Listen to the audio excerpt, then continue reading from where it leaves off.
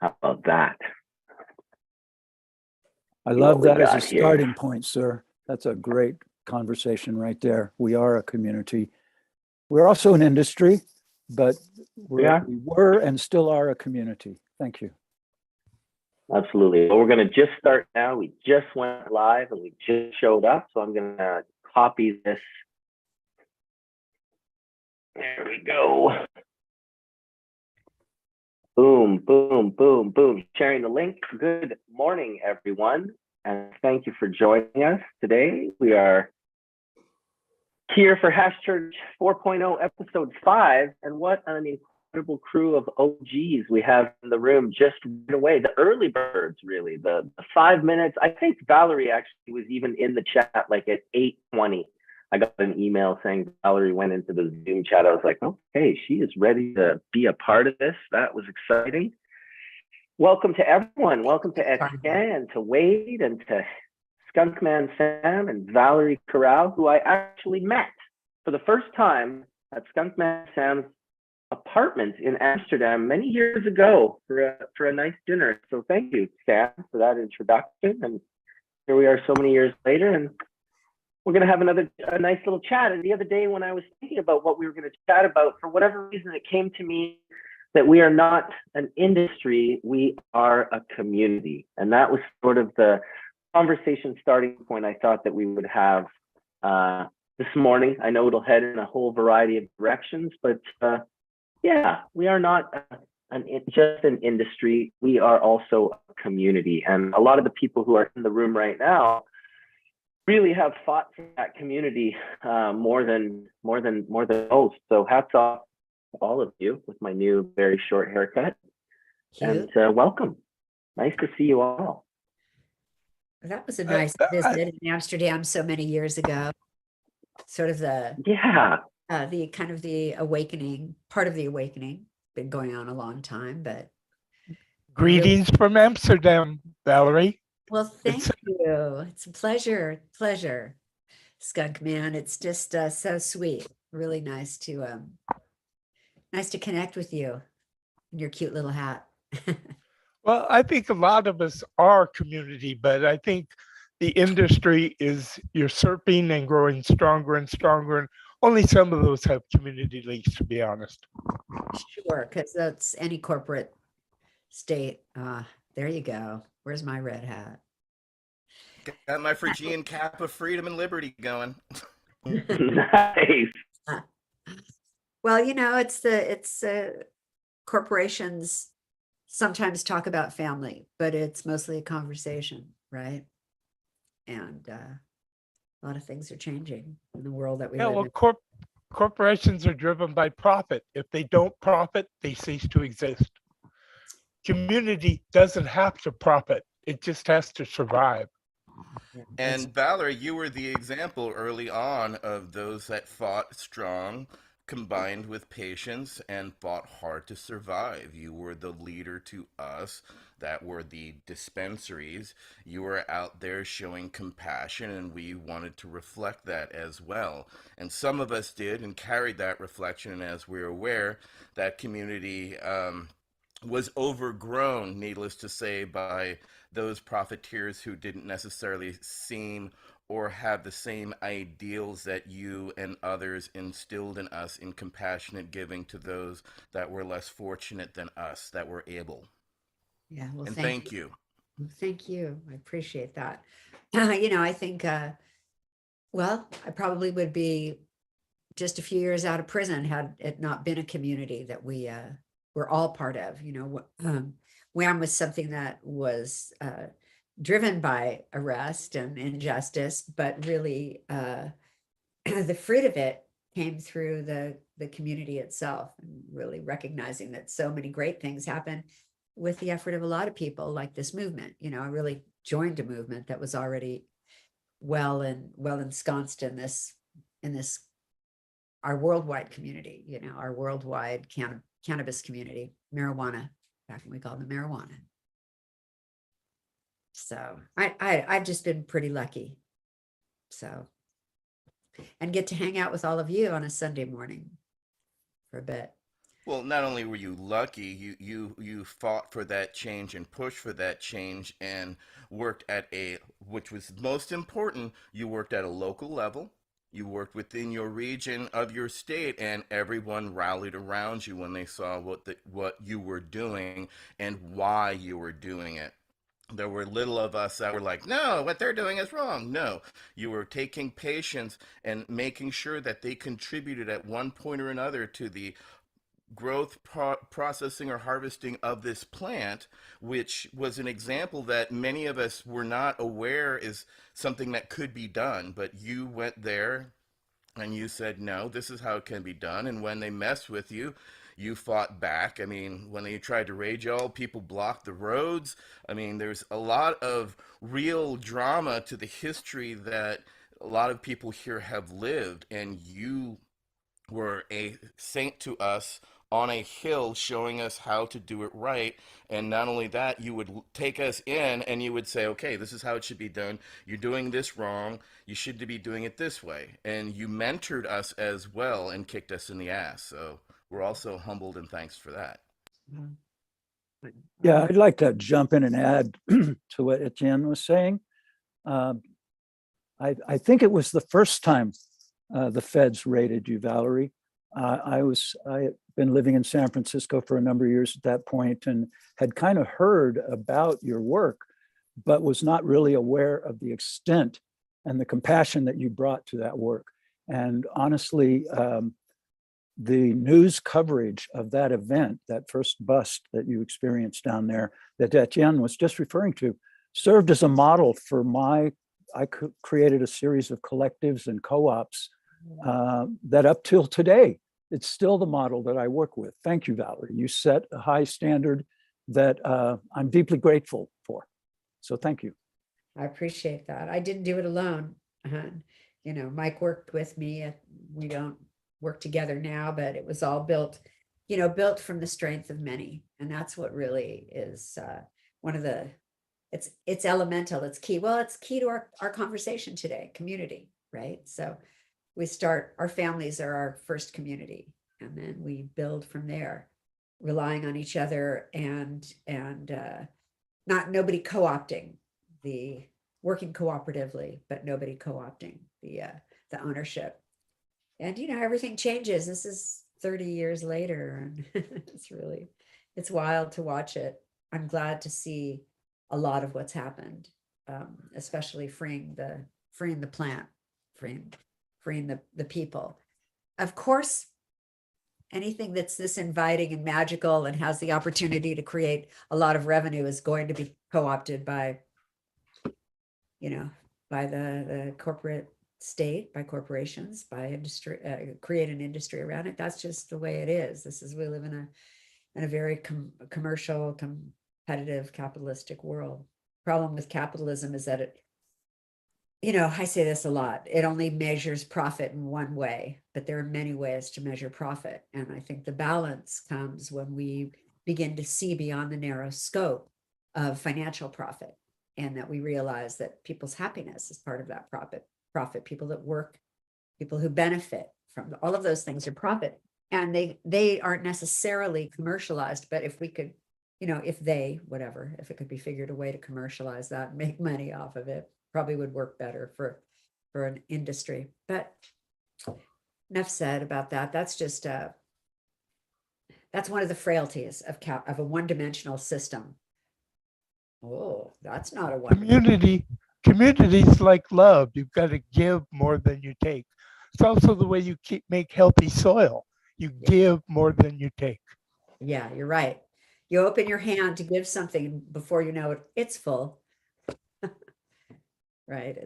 That's interesting, Sam. You give more than you take, because capitalism is pretty much the opposite, where you take more than you give. And you can definitely see those two systems are cannabis has shown us so beautifully how those two systems are at odds with one another, particularly because they removed cannabis for so long from that system of, you know, legal profiteering and capitalism and all of that. Of course, you know, many of us use cannabis. I certainly, one of the first things I learned about cannabis, before I knew of its medicinal properties, before I knew of all the magical things that it could do, what I noticed, and that this was, I didn't realize at the time, but it was really because of the prohibition of cannabis, it allowed me to remove myself from the slavery of a wage job. I figured out cannabis in a very unique way. I wasn't trying to make money so badly or whatnot, but what I figured out was I figured out a way to monetize enjoying being with my friends by getting them something that they seemed unable to find on their own, at least to the caliber of which my olfactory was allowing me to find, because I had this heightened sense of smell and taste. And I used that to go out and really curate great cannabis and find people who took this plant a little more serious than others. And that was really my first experience. I mean, obviously, I smoked the joint. I was 14 years old. I had the time of my life. And it slowly moved into this, oh, wow, I can kind of monetize this. And so it's a strange tension that we find ourselves in now, especially with the situation here in Canada, with the situation down in California, with so many lifelong people kind of getting pushed out of this ability to use cannabis to monetize their life. And it's sad. It's a bummer. I don't really know how to feel about it. I don't love the idea that it's just moved over to a different group, yet I understand that everything else in the world is like that. And I find myself questioning it constantly. Like, here I am in this legal regulatory framework of cannabis. I remember what it was like. I remember my friends serving 10 plus years in prison. I remember guns. I remember dogs being shot, children being taken away. And when I remember those things, I think, well, it's way better than it was. It's way better than it was. But then I hang out with younger people who are like, oh, they're taxing us this and they're doing this and they're crushing our business. And that's terrible too, but not quite to the level of what a lot of the people in this room experienced by, being arrested for basically being a habitual florist. Well, and providing and taking that risk by doing so. And that's something that we always realized, that it wasn't just about money, that there had to be compassion always attached, that there were always going to be people who could not afford cannabis, people that were going to be surprised, you've just got cancer. And now you have to figure out how to deal with regimen to get healthy, and you hear about this cannabis, and it just, again, it reminds us of that human element, it's still done one-to-one. I mean, as much as I love going on Capitol Hill a few weeks ago and trying to affect change at a national level, it still requires that one-on-one, somebody coming in and says, hi, I just found out I have stage 4 breast cancer. I need help. And that's where all of us here have been involved, because we weren't thinking of necessarily about the money as much as this human is hurting and needs help. And we've all found ourselves healing through the cannabis.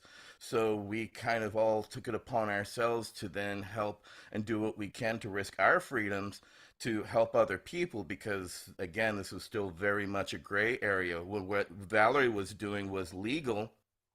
But what we as dispensaries were doing, we didn't have the legal right, and we had to actually work illegally to actually change the laws at the state level so that we could finally be accepted and not necessarily continue to be prosecuted. But somewhere in that situation, the compassion has been lost. We continue to do it at Berkeley Patients Group. We still give away free cannabis every week to those that have established the need.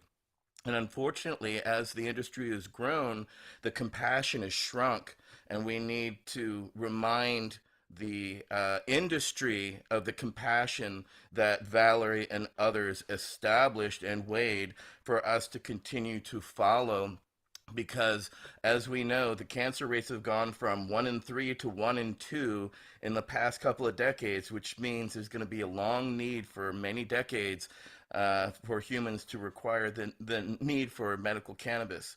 And everyone on here has made sure that is a possibility. And I am humbled and thanked to call you family at some point. I think one of the things that we're looking at most assuredly is with the pharmaceutical industry's move toward or absconding with I'm going to say absconding with medical, because when cannabis is created into, it's not that it isn't a medicine, but when it's created into a pharmaceutically owned medicine, we won't be able to supply medicine. We'd be practicing medicine without a license.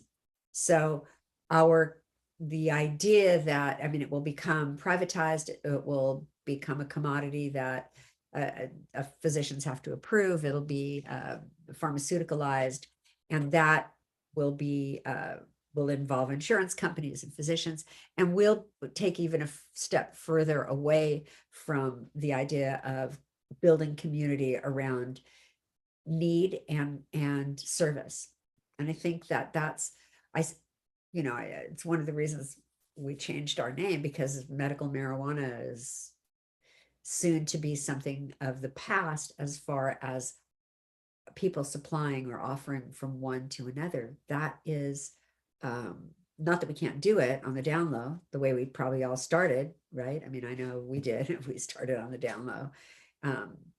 And moving away from these industrializing and pharmaceuticalizing, these things move us further away from the unity of building family, of being present with one another. And when we aren't present with one another, we miss the connection of each other's eyes, of observing one another's suffering, of being able to lend a hand in whatever way that is. And someday it's going to be me, it's going to be everybody, we're mortal. And so as we serve ourselves, as an industry serves us, it's as important to serve each other. And everybody's at the job of service. Everybody has a commodity to sell if you're in business, and it's all the same thing. I mean, the service industry is this huge thing. It's life. It's, we just get kind of mucked up in what we need, in our needs. Hey, you guys, muted. You're mute. Yeah. Good morning. Hello. Good morning, everybody. Wade and old Val, friends. old friends. It's making my heart feel really full. It's so incredibly wonderful to see you, Wade, Valerie, ATN, Mark. It's been a while as well. And of course, Marcus, all the love to you all. Thank you so much for being here this morning. I feel super honored. And talking about welcome. I just think that this is where the most important thing that we can really talk about in humanity, no matter what corporation or what entity or what family or what religion or what socioeconomic group that you're in, when we talk about compassion, we're talking about a very humanistic quality, just like what Valerie said, this one-on-one. And unfortunately, the big education, the big pharma, they come in to try to take that away. And when we don't have compassion anymore, we lose what it is that we came in here to begin with. I know that I entered into cannabis because of compassion from the very beginning. And although there's lots of different sort of sharks along the way that want to take us out of compassion, I feel like when it is me and I am making those last breaths on my deathbed with my friends around, I just want to know that I continued on with compassion, because then, it's just not worth living my life, honestly, unless we're doing it in a way that is connecting with other human beings in this wonderful, amazing collective consciousness that we have, that we often forget about the power of it. It's almost interesting that, modern medicine goes down to places like South America, places like the Amazon, and they go and they try and take those compounds out of the forest and make a synthetic version. They kind of do that to us. Like, as a human population, we're like the rainforest medicine makers of the people realm, and then they come into our people and they try and fragment us and isolate our things, and it just doesn't work as well. So give thanks that there's still people like us in the world, and that there's still intact environments for us to learn from. And there's some people out there that just don't go along with everything, and I think that's a positive thing. And I wanted to say one thing, just to share with everybody this morning, is that speaking of large corporations that are trying their hardest to make things non-compassionate, is that we got a letter, Dragonfly Earth Medicine got a letter from the Environmental Protection Agency. And this would be our nutrient company. A cease and desist on dragonfly earth medicine because nettles, alfalfa, and kelp are now going to be listed as a pesticide. So if you are to be using them in any nutrient that's not a synthetic NPK, then you are to be registered with pesticide EPA. And they told us that they've been watching us for over 2 years. And they said if we use the word healthy, biodynamic, anything having to do with plants' well-being at all, then we're stepping into the pesticide area. And fertilizer era. And I want to let you all know sort of what Josh was saying is that they have taken all of our education that we've been doing for the past couple of years and they're integrating it for self to own. So very interesting and very much so along the lines of what we're talking about today. And we're dealing with it. We're getting through it because that's what we do. This is just another roadblock and we're really good at roadblocks. So it's 3 o'clock. Roadblock. 3 o'clock and then roadblock. Yeah, it's just, you know, we have micronized herbs with bacteria found all over the earth and mycorrhizal fungi, and they're actually trying to stop that from going into people's farms simply because going to a Wikipedia page as simple as that and just saying what does nettles do in a, you know, in a garden environment, you can't just copy what's online, you know, say off of Wikipedia, you know, whether you'd want to do that or not. But just I'm just talking about the simplicity aspect of it. It's mind-blowing that they're saying this is the danger of compelling speech. When you compel speech, you create a very, very dangerous environment. And this is compelling speech because now they're controlling what is a pesticide and changing that language and moving the goalposts and affecting and creating this obstacle for you guys. I have zero doubt that the tension that this creates will turn that obstacle into, well, you guys will turn that obstacle into an opportunity because you're on the right side of this and they're clearly on the wrong side of this. Sorry for cutting you off. I think what we were just going to say is that it just goes along with this long line of the people and the community continuing in compassion and them finding out that that's a popular game over and over again. They find out that togetherness is a popular game and they want to own it. But we know that, you know, love will win because just like, you know, if there's only love and fear, we're really interested in staying in the love and we'll just let them define and take care of fear. And pretty soon they're going to tell us that love needs to be listed under as a pesticide as well, because health and biodynamics and everything is, but that's okay. The positive thinking thing, come on, come on, there's no statistics. And then actually, just like you said, Marcus, as soon as we got it, it was an incredible opportunity for us to look at all kinds of things. We really have taken it on as an unbelievable opportunity. And like I had said before, we've been moving into plant medicine and I've been doing a lot of therapy sessions with people that have been absolutely mind blowing. I mean, wow, the healing that can happen with plants is, we all know that, but now that we're stepping into something, yes, exactly. Giving thanks. Giving thanks for that. Yeah, so it's given us opportunity to look at other things, and cannabis has opened the door for all of the other plant medicines and all of the entheogens. So as she opens up the door, we all just need to walk through and remember that love guides the way. Energy never goes away, it just moves to another area. I just wanted to mention too that I do not believe that all corporations intrinsically are evil.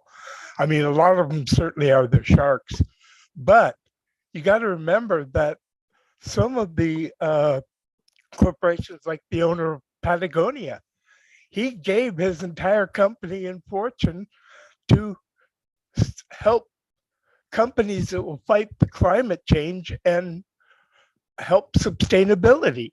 So, I mean, yeah, good things can be done. Talking about corporations, I think that it's really important. We're talking about like public, ones that are associated with big government, associated with lobbyists. We're not, when we're talking about a corporation like Patagonia, they do not have lobbyists. They do not have people that are trying to continue to talk about, how they can shut down people so they can make their way up. So it's really a little bit different. Right. It's a B Corp, or Patagonia is a B Corp, and they're principled in a different foundation, right? So, and you could be a B Corp and not really be principled. I think it's, it's endemic. It's, the kind of, it's the new conquering, the way that one culture is conquered by another, where you tear down the temple and build the church. And we see, I hope that's not too vague of a metaphor, but I see this is happening in many cultures. And what's happening with plants now, we're science. Now, I love to be able to have access to scientific data and information, and I feel very fortunate to live in a time when I'm able to do that.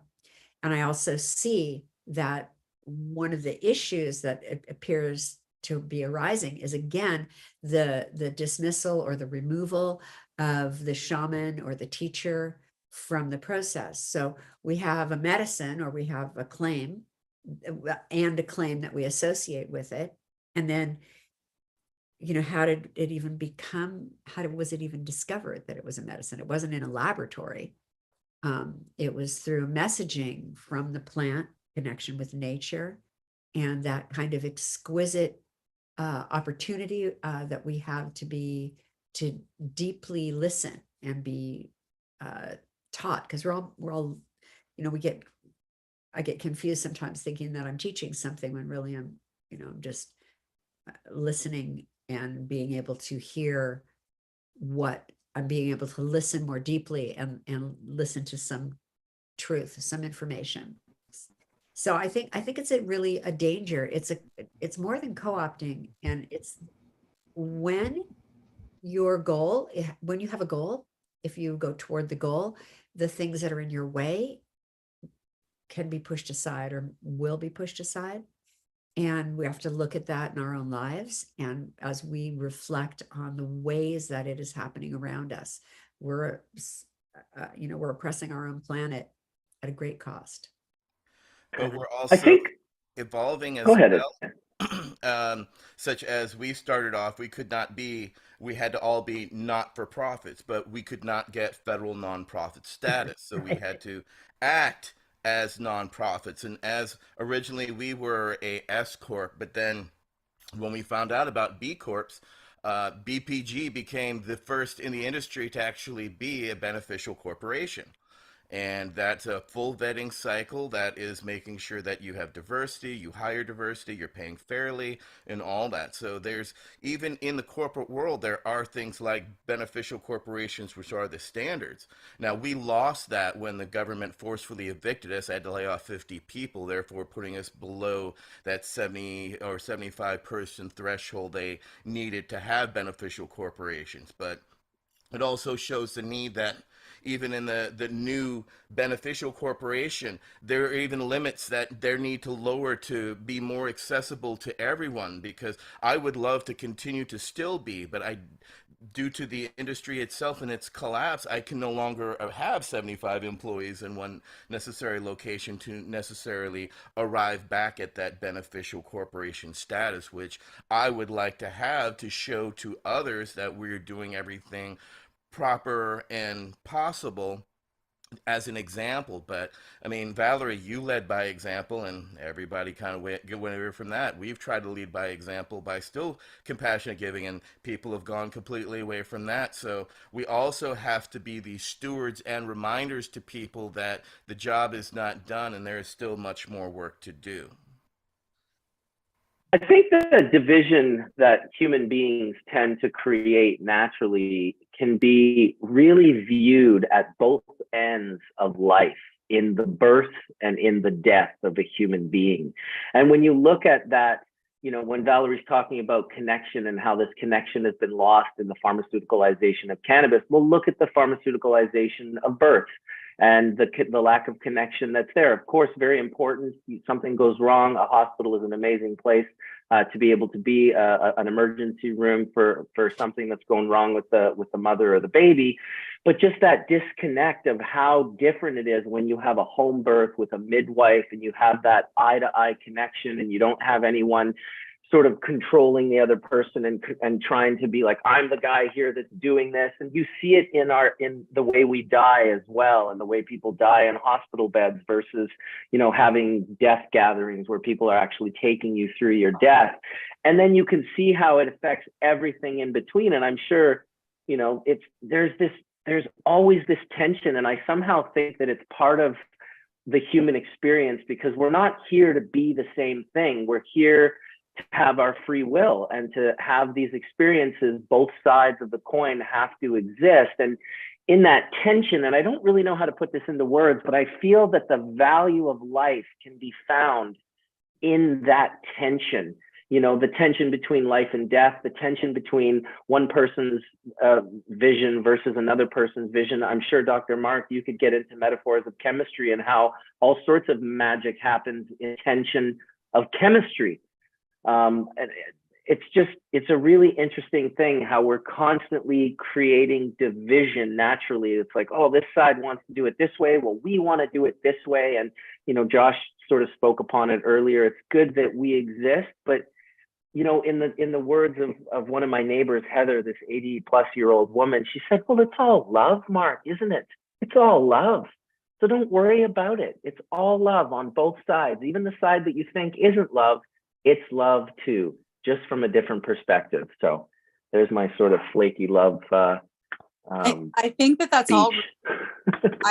Marcus, I love that, because I feel like also what's happening with, what happened with cannabis, we saw that anything that has a nature connection is something that can be looked at and can be attacked. Science is definitely very helpful, but unfortunately, science likes to say that it's more important than nature sometimes. Science likes to say, hey, I've got it more figured out even than nature does. Whereas nature never goes back and says, oh, that was the wrong experiment. We didn't have it right. But science is always, redoing it. Oh, 10 years later, that wasn't totally right. And I'm not going to throw the baby out with the bathwater, because I feel like it's, science is really important. But I feel like we're going more towards the technical side of science, more the mechanism side of science, and demonizing a lot of what nature has to show us and nature has to guide us.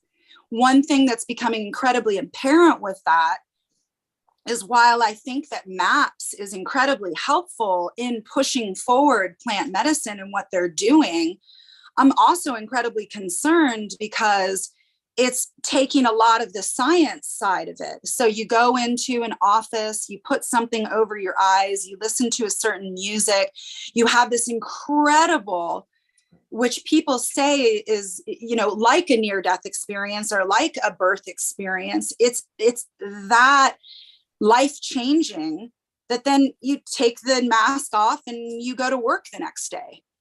But nature is not involved.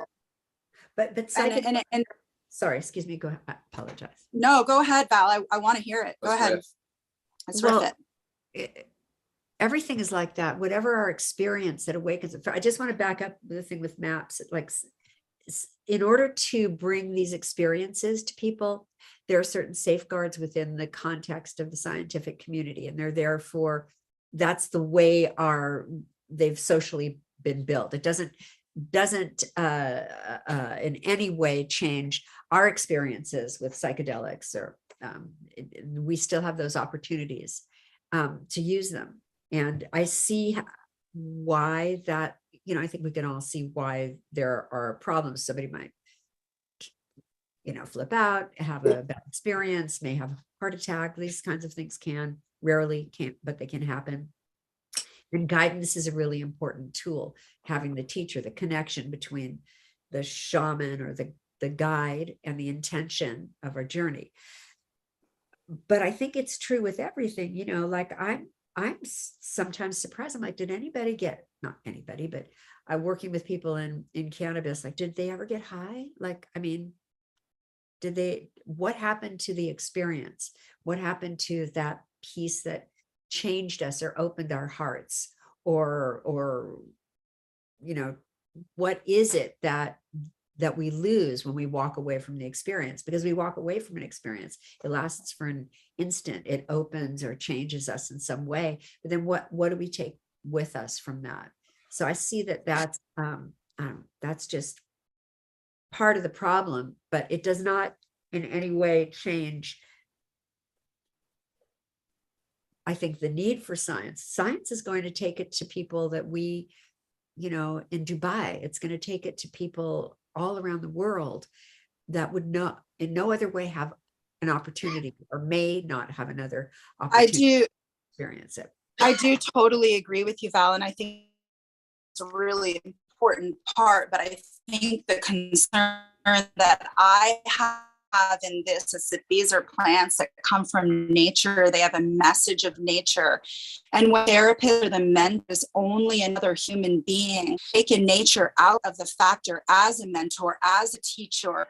When I work with people and I'm working on plant medicine, I could have somebody for a half an hour looking at a leaf and downloading nature and downloading what it feels like to lie on the ground. And I have a concern that if we take nature out of the picture as nature, I mean, as a mentor in this, as a teacher, as an expansive knowledge, then we're only looking towards another human being who is incredibly limited. And I feel like that's where the clinical setting, yes, it may bring it to more people, but I feel like it's lacking. And I feel like if we could at least go to where the plants are grown in the ground and get out of the clinical setting, maybe we need to bring the clinicians out to nature more. Something has got to happen where nature is, I mean, and sometimes I go through a whole 6-hour plant medicine therapy session with somebody and we don't talk at all because nature is downloading everything that person needs to do by just simply going on a walk. Right. And I feel that if we're going to juice people up with plant medicine and they're going to go to these incredible psychedelic spaces and they're going to be really looking at why they're here, they're going to be looking at their soul path, they're going to have an understanding. I feel like if nature is not involved in that conversation and that guidance, then that person is severely missing out on the potential possibilities of where they could go. Well, they're just missing out on that possibility. It's not, one doesn't negate the other. So not everybody would be comfortable laying on the ground in the forest, and not everybody can access it. Somebody who's paralyzed is going to have a hard time doing that. People won't necessarily, people who are sick, who can't get out of bed. I guess what I'm trying to say is I fully agree with you.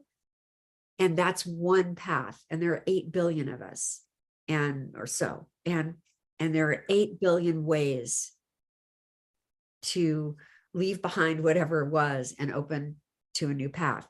And I think that that's one of the things we want to do is to stay open to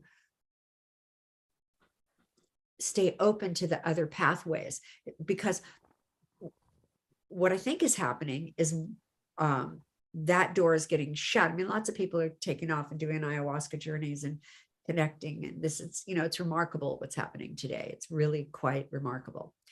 And does it have to be I think there are grave issues that arise when we remove the teachers, remove the shamans, when we take the institutionalize the gift, the medicine.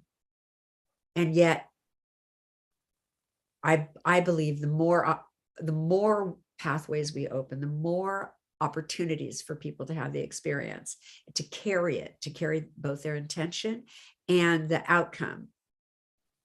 It only broadens, and it broadens our language, and it broadens our connection with one another, and it gives a chance, like how how amazing can we be? Well, get in traffic and see how amazing you are. And that's where it, you know, what we take from our experience and what we give, I think the room for others to have theirs experience is one of the keys that I hope we don't erase. I hope we don't miss. And I mean, I would fully agree with you that that's the remarkable healing. And people are very fortunate to be able to be in your service with you serving their needs and attending to them. And that's a very sweet and beautiful gift, but not everybody can get to you. And you really don't want everybody to get to you. I mean, I don't think. That's my opinion. I like a small community because I can be more at peace with who I serve. And it is true. It's hard to reach everybody, and the people that we are reaching now are the people who are working with other people to, you know, give them another look at what a healing session can look like, what it feels like outside of walls, what it feels like without, you know, something over your eyes, and just being internal and gathering what nature has to offer. And it is changing the way that they're looking at their sessions. It is changing the way that they are making their clinics, and it is changing the way that they're seeing patients. So, you know, the more that we can have influencers and people that are working with other people understand the power of the mentorship of nature and the power of nature as the shaman, then I think that we've got a much better opportunity to reach those, you know, 80 million people on the planet, or whatever, 8 billion people on the planet. So we're 8 billion versions of nature. We're 8 billion versions of evolution. We're not 8 billion versions of petri dishes, but we do. Well, yes and no. Well, because okay, nature is science. And if we take it back, think of this. First of all, you guys might be forgetting how savage nature is. Do you know that the wildebeests in Africa give birth twice? First, they give birth for the lions to consume their babies live as they're coming out of the vaginas of the wildebeest. Live, it's the most savage thing you've ever seen. And then they give birth a couple of months later, and those are the ones that actually succeed the bloodline of the wildebeest, because the lions damn near consume all of the firstborn of these wildebeest. So science, our ability to create and discover, has allowed us to remove ourselves from the food chain. We used to be a part of that food chain, and let me tell you, it was super savage. Like you cannot imagine. We thought it was bad when the DEA were hunting us down with guns. It was worse when lions and tigers were hunting us down with their teeth and eating us alive. Forget about putting you in a cage. They were just consuming you whole. And so that, and if we're in all nature, well, then our science is a part of nature as well. You know, that like, well, think about this. Think about the ability to even use the medicine you guys are using for healing right now without science. Science created that medicine. You know, the tools of science help transform nature. We're not diminishing nature by science or nature by any means. Go ahead. I was just going to say basically that, like, mycelium grows in an isopropyl hooded stainless steel environment. That shows that nature lives in all environments. We can all be enhanced or gifted by every part of life.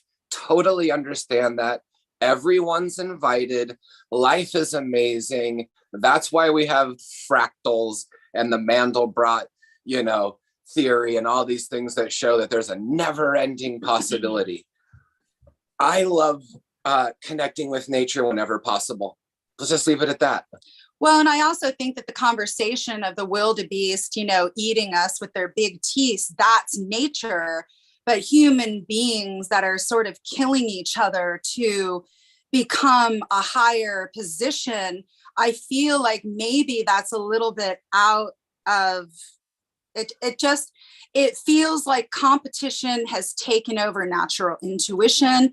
And I think that we are out of balance with science being looked at more as the thing rather than I think we're just a little bit out of balance. I think nature is equally as important as science because we've created and we're natural beings. But at the same time, science has just taken the main news. It's on the front page, science, science, science. So people are forgetting that we can learn so much from nature. So we're just trying to continue to be a loud voice for nature because science has such a main spot right now. Well, and if you grow Science is the ganja, study of nature. Science is the study of nature. You can't have science you can't have it without nature. I agree. We study I agree. the cannabis plant. We're part of the cannabis community. The cannabis plant doesn't express the same type of diversity in its cannabinoids synthetically as it does organically in a regenerative setting. Why would everyone be going into the earth with their cannabis? Not just because the bills are high in an indoor setting. The cannabis is different when it grows in the soil with rocks and crystals and spring water and everything. Wow, that plant's different. Complete different plant than an aeroponic setup or a hydroponic setup. I don't need to know anything else at that point. I'm like a plant, 22,000 chromosomes. There's very little different between us. You know, by saying that, it's not trying to say that 100% we're from nature, we use electricity. It's not like, it's nice to not have to go down the rabbit hole of like, well, hey, what about this and that? Like, it's fine. Everything else is happening. It's awesome. It's just odd in the last 3 years that the nature side of life has been demonized. It's the way it is, ostracized, witch hunt, whatever you want to call it, can't travel, can't live. There's not an actual equal playing field. So it's kind of just, sure, life's happening. All right, now let's hear from a scientist, right? I know we all think we're scientists. You want me to speak, Mark? Is that what you're saying? Yeah, so yes, to all of that. Because I honestly believe the universe is perfect. I truly, truly believe this. And any people who can't see it, you know, I feel sorry for you, but the universe is truly perfect.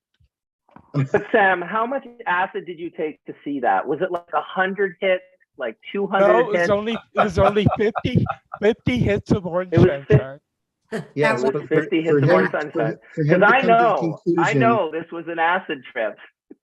For him to come to the conclusion that it's perfect, he's on the assumption that the universe is finite, and if we know anything from Einstein, we know that the universe is ever expanding. So I'll quote Einstein and saying that my sense of God is my sense of wonder about the universe. So let me just chime in from the science point of view for a second and say, well, okay, science is Marcus, science of living things, science of nature is biology. There's all other kinds of disciplines in science, but it's, so think of it this way. So humans are naturally inquisitive, right? We want to learn about ourselves and our environment. So we're all scientists, but we're not all paid scientists. Right? So just, there's a few of us who are paid. The rest of you, we're all scientists, and we're all building on the knowledge. We all stand on the shoulders of the people who've come before us that have, you know, led us down this path. And so let me go back to the EPA for a second too. So that's interesting that you guys got a notification from them, but remember that theoretically the EPA, which was started in 1970 by the Nixon administration, was there to basically protect the environment, right? And make sure that, you know, people weren't just making really big piles of waste or pollution or somehow damaging the environment where, yes, like it or not, food is grown in industrial ways, and the Environmental Protection Agency makes sure that, you know, things that are sold into agriculture have no long-lasting impact in the environment. And while it's true that, like, what you, the sort of like the living soil approach is less impactful on the environment as taking advantage of the natural organisms and using Mother Nature's own biopesticides, if you will. In fact, you know, the EPA for several years now has had a category called biopesticides. And if you look at the various regulations, Right. there are no commercial products right now whose registration covers the use on hemp or cannabis, or very, very few. And the reason why is because the onus is back on the people who own that registration for that active to run all of the trials to make sure that the application rate of their product on that agricultural product, whatever it is, doesn't have to be cannabis, could be anything, tomatoes, strawberries, anything, whatever you're applying to that has the efficacy that you claim it does. So it kills fungus or keeps insects away or whatever, but it also has to be shown to be safe by the time that produce gets to the market, that, you know, either it's been photolytically or hydrolytically decomposed to the point where whatever metabolites from that treatment that's left on those strawberries or string beans or lettuce is all below the point at which there is no effect on human health. And if there is effect on human health, they don't get a registration in that market. So now add cannabis to this. So in order for a company to get an EPA registration on anything from insecticide, fungicide, anything that you want to apply to cannabis, you'll have to have that data package. You'll have to have that data package to bring to the EPA. And now you're bringing, you know, regardless of cannabis being, you know, I guess federally illegal, I guess right now that's up for debate since, you know, hemp has now been made legal through low THC cannabis, which is industrial hemp, has now been made legal. And certainly there are companies that are going after that market, meaning that they are developing crop protection chemicals. And you'll be happy to know, you guys, that again, you guys have been pioneers in this area and that people are taking your lead. But now, again, it's a business.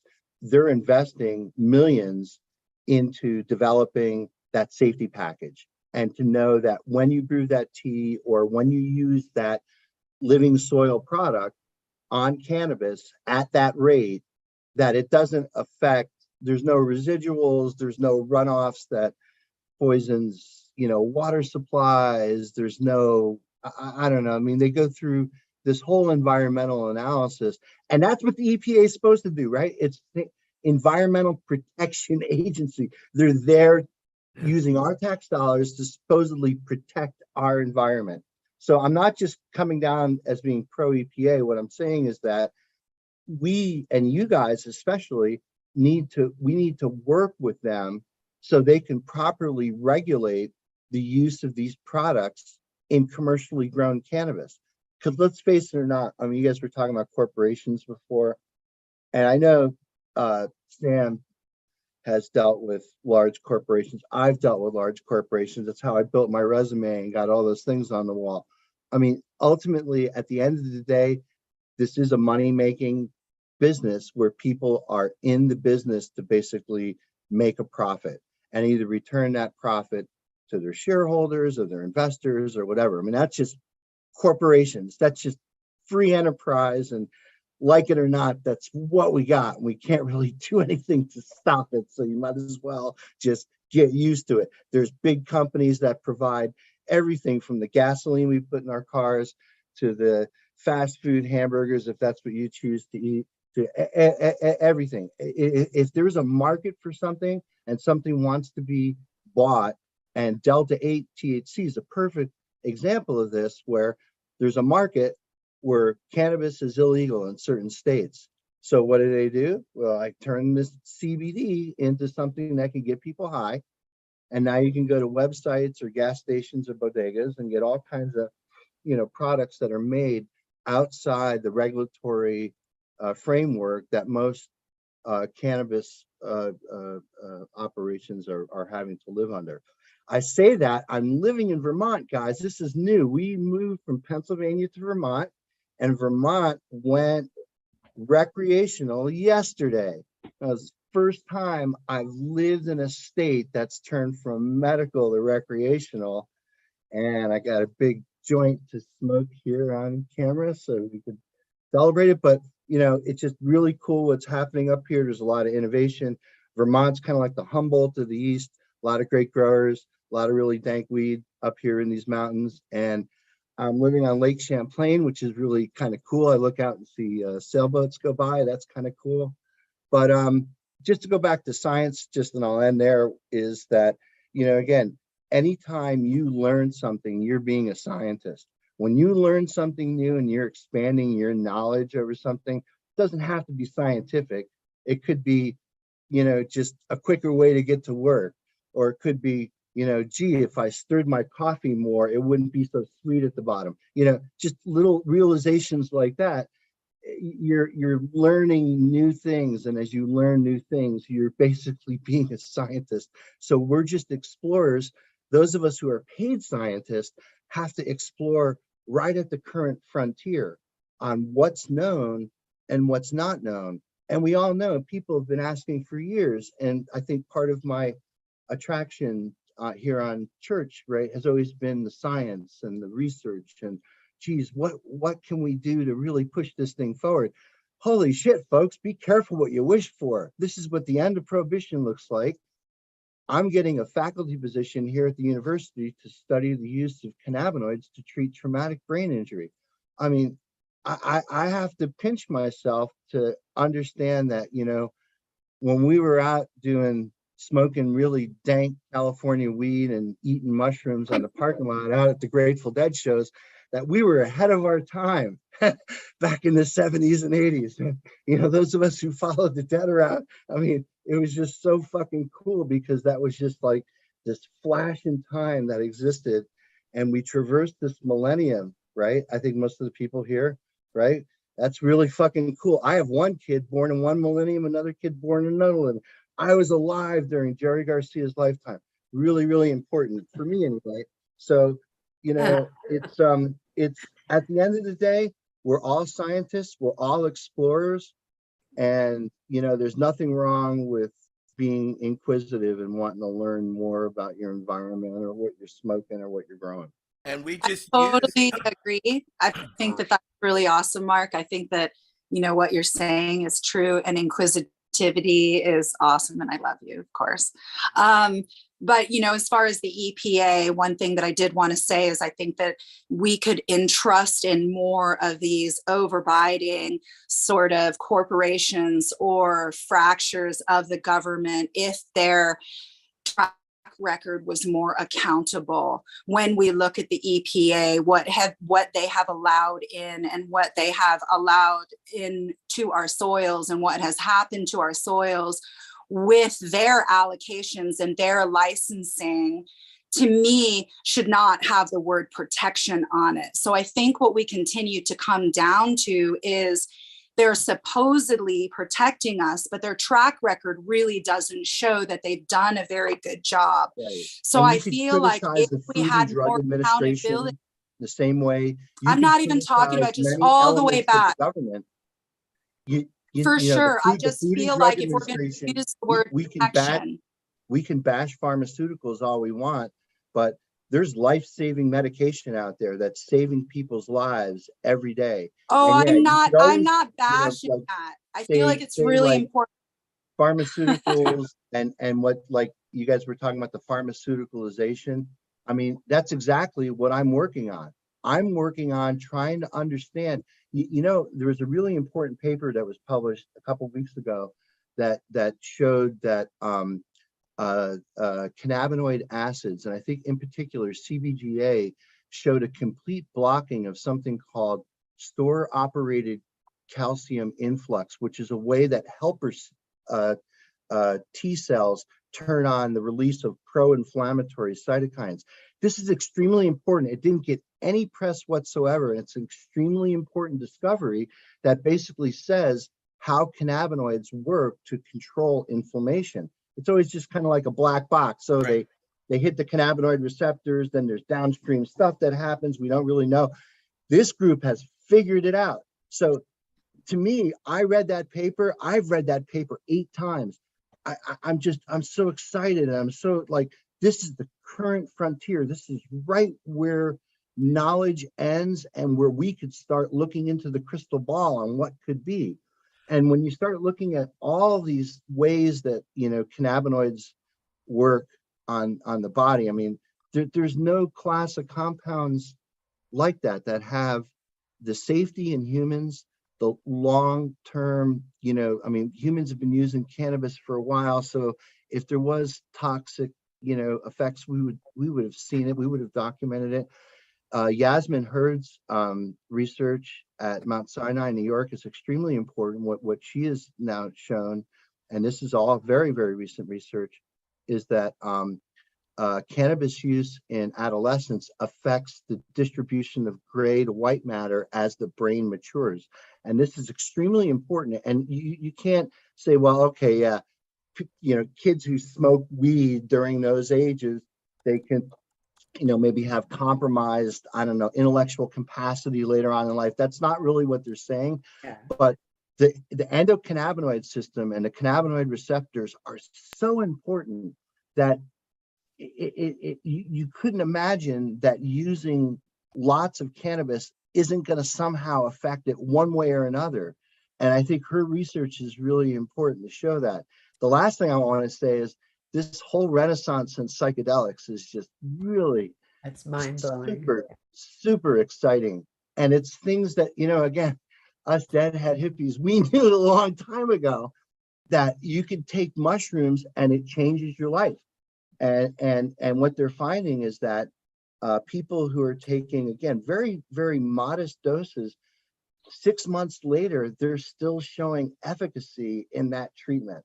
It is just, it's amazing. And so I applaud the scientific frontiers in these areas, which are moving faster and faster and faster as regulation changes. And yes, that is driven by profit and the almighty dollar.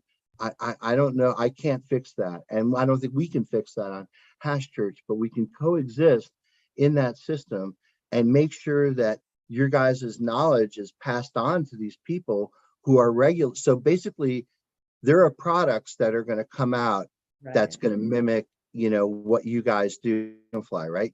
So you have to be part of that discussion and part of that regulation. People are going to do this. People are already doing this. People, everything along the value chain. I know AT&T seen it for years. If you could make it and you could sell it into the cannabis industry, it's going to go and it's going to go forward and it's going to make money and it's going to grow. And before you know it, you're going to be 10,000, 20,000, 80,000 orders. And you're going to be, oh, I need to hire people. I need money. I need a larger warehouse. I mean, things are just growing. Things are happening. And so there is a role, I think, and a responsibility for governments to play in regulating how that rolls out to make sure you don't get a bunch of you know, fuckery and thieves and people who are poisoning people. There has to be some government oversight and some regulation. I don't know what the right level is. It's not nuclear waste. It's an herbal medication. It needs to be regulated as such. But if you're talking about treatments that go onto plants that are being mass produced, yeah, they're going to regulate that kind of thing. They should be. They always have, should be, but companies, large companies, were afraid to do the research to basically bring that package forward and say, okay, here's a fungicide that you can use on cannabis to control powdery mildew. You could apply it at this rate, at this time, and there's no degradation byproducts that are going to affect the end product. I'm not saying that that product exists, but in order for companies to develop that product, they need a regulatory pathway, and then they've just spent millions of dollars. They need to recoup that investment. You know, welcome to big business. This is just well, that's and Mark, that's the thing, that they're motivated by, of course, by profit. So they're afraid. The fear comes in when there's not enough security to protect those investments. So because, right. And yeah, but we know they're going to be profitable. I think if you look at packaging, that's not the issue. That's not the issue. That's just accept it. You just accept it. You buy a Cheerio, you buy a corporation, you buy a car, you buy a Tesla, whatever you buy, it's all contextualized within that understanding. That's what capitalism is. I drive a car. As a matter of fact, I have to go do that pretty soon. So, and I think here, like you just said it about being able to use cannabis in TBIs. You're going to have this job. 50 years ago, I had a TBI. And as a matter of fact, when I got it, I was rolling a joint in the car that we got in a car accident, and it was Nevada. So TBI or not, I had to go back into that car and find that ounce or go to prison with a TBI. I think it's a profoundly important point. Not everybody's going to be able to roll joints and smoke them so that they can to mitigate their seizure onset. There has to be a way to access. Science is a tool, a profound tool. The fuck-uppery, as you're saying, is not the tool. It never is. And neither is what inspires us. It's never the tool. It's how we are changed and how we carry that forward. What we're willing to, what the cost is, whether that's what we're willing to spend or what we demand of others. And so right now, I think we are in a very tenuous position, but, as Sam said, it's all perfect. And that's eventuality, not in the finite sense, in the sense that, in the quantum sense. I mean, I sort of have said, I'm going to just, if it's all perfect in the quantum sense, then I'm just going to step into that space because it makes what I can't handle a whole lot easier to handle in the potential, and then that potential takes it out of the moment. So, in this infinite moment, it's all perfect. And I really, I'm going to just say, yeah, I can't wait to see what you do, Mark. You got to share some of your coursework that you're. Well, I'll just finish. I think ATN could probably provide a lot of experience, or at least maybe share some of his experiences. Like when you're dealing with vendors, I'm not talking about people who are touching the plant. I'm talking about everything else that supports going at that. You're talking about, people who have, payrolls and employees, and those employees have, benefits like health insurance. So I think it was really quick to see, like when you go to like an MJ BizCon, that if there's something that can be innovated, that can be sold into this industry, it might be a corporation, but it might just be a mom and pop corporation, two people, just garage inventors who are coming up with the next little widget or all kinds of different, innovations, because we're kind of at the birth of this new phase for the, cannabis industry. And I hate to use that word industry because it always sounds like such a dirty word, but it is industry. Come on. For the lack of a better word, it's just the word that we use. But the question is, I guess, again, when you have, like, especially with CBD and the whole Delta 8 market, the whole loophole that the Farm Bill created, which created this it basically satisfied a market that was already created. Look, people want to get high, right? And those people in most cannabis unfriendly states in the country are, gun-ho on Delta 8 because people are making a shit ton of money. And I've seen videos where I've seen pallet racks 3 high, like you'd see at like a Home Depot, of finished goods going from somewhere to somewhere. And those products are being sold without any real process specification on this conversion of CBD to Delta 8. So there's a lot of other stuff in there. And because it's unregulated, unlike the stuff that ATN has to, everything that's sold in the regulated market, Delta 8 says, well, fuck you, we're just going to do this in an unregulated fashion. And that's only there. We've all been there. It will become regulated. It's just it's only made possible through the prohibition of Delta 9. If there was no prohibition, then we would think Delta 8 is a version of COVID or something. You know, Delta 8 is irrelevant. Delta 8 is not extracted from the plant. It's made as an active pharmaceutical ingredient from CBD isolate. Yeah. So this is a market that exists because people want to get high. And if people want to get high, they need cannabis grown Delta 9, not Delta 8 made from CBD.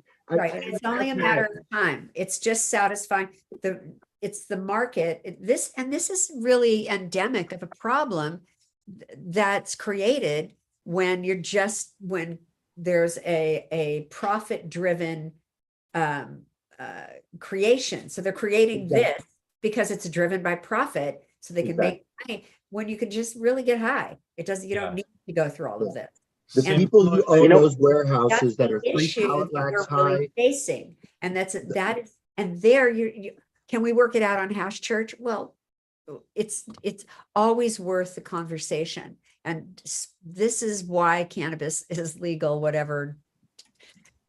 however long it's taken. To some degree, it's legal, but it's motivated. The legality has been motivated in 2 different ways. One, because people desire it, know it, it helps to heal the mind, body, consciousness, and because of profit, the potential to make a great deal of money. And because of that we're sitting in the middle of a kind of mosh pit and I think that what can happen is that these conversations, but really creating accountability, forcing accountability, demanding accountability from, I don't buy anything from Amazon.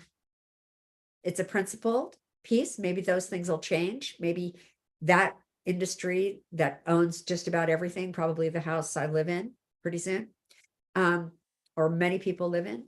I think we have to really work from this space as individuals, speak to our community, support our community, and ask of it the greatest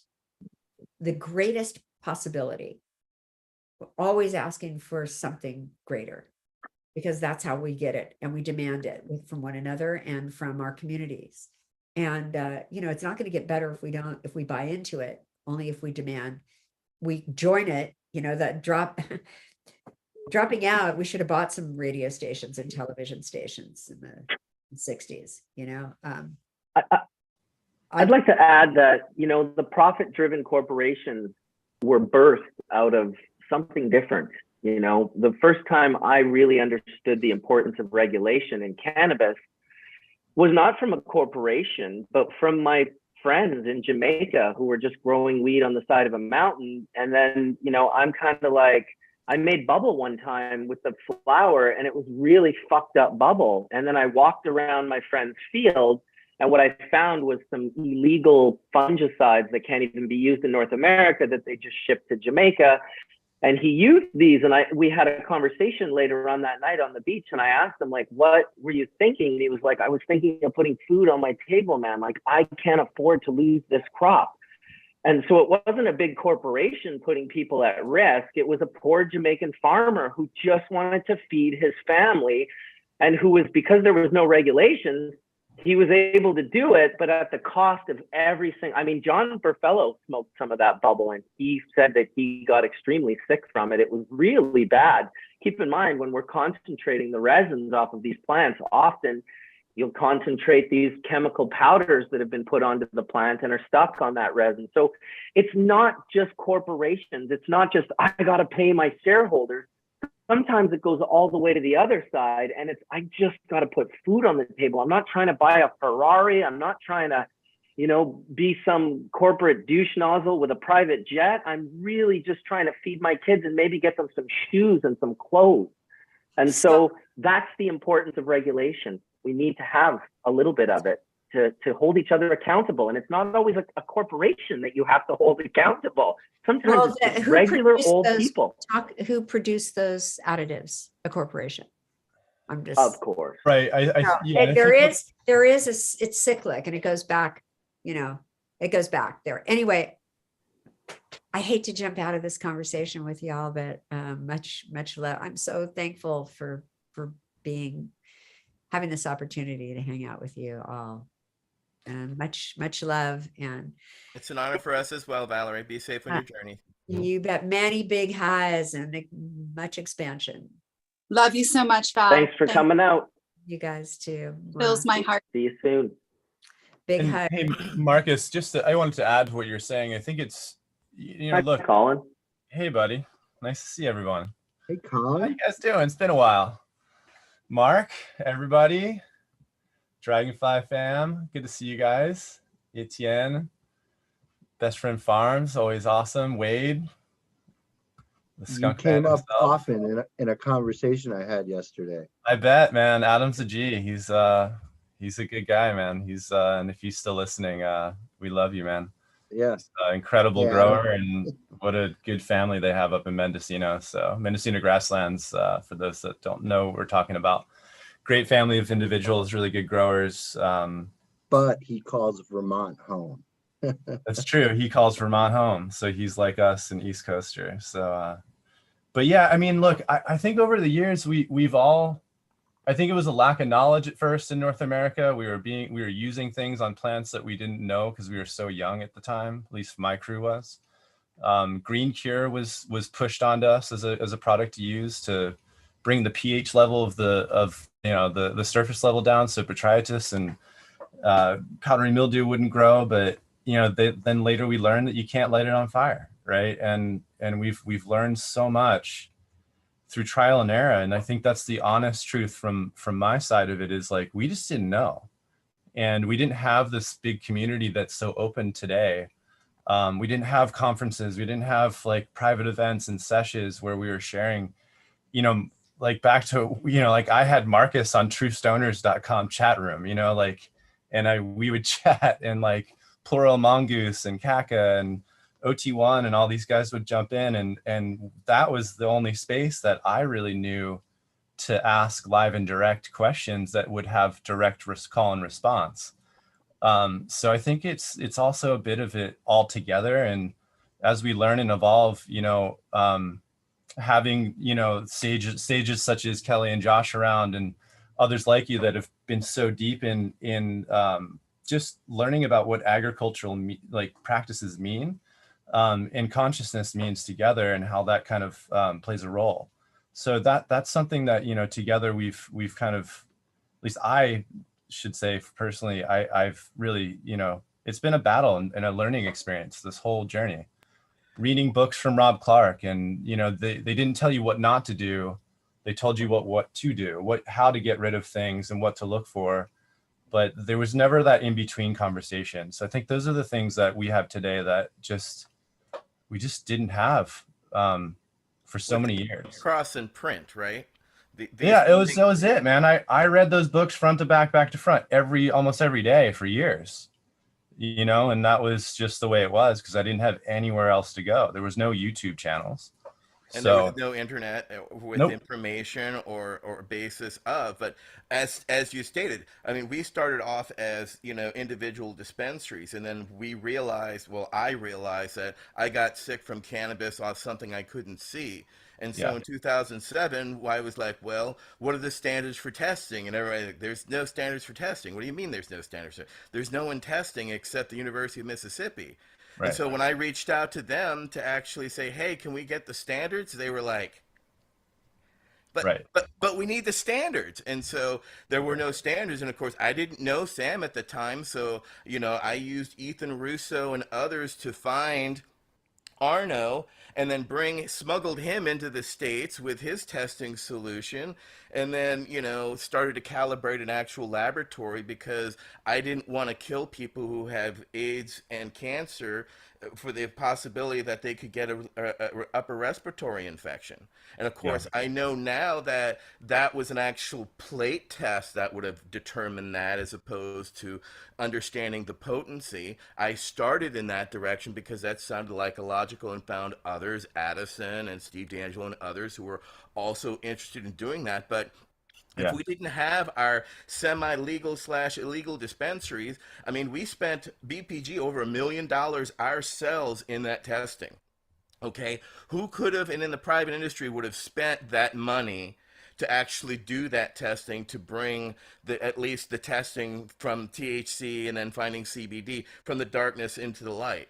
You know, it was us that took the chance because we realized there was a hole, and if we didn't necessarily fix that hole, there's always going to be a hole there that we're always going to trip over. So we, even as I'm a professional lay scientist, realized that there was science that needed to be so that I didn't kill the people that I was selling my quote unquote legal / illegal cannabis to, because I wanted to be an ethical steward, because it felt right, because I self-healed myself from cannabis because of my Gulf War syndrome, right? Because of my multiple chemical exposures, because, you know, I was gun fodder in a war over oil.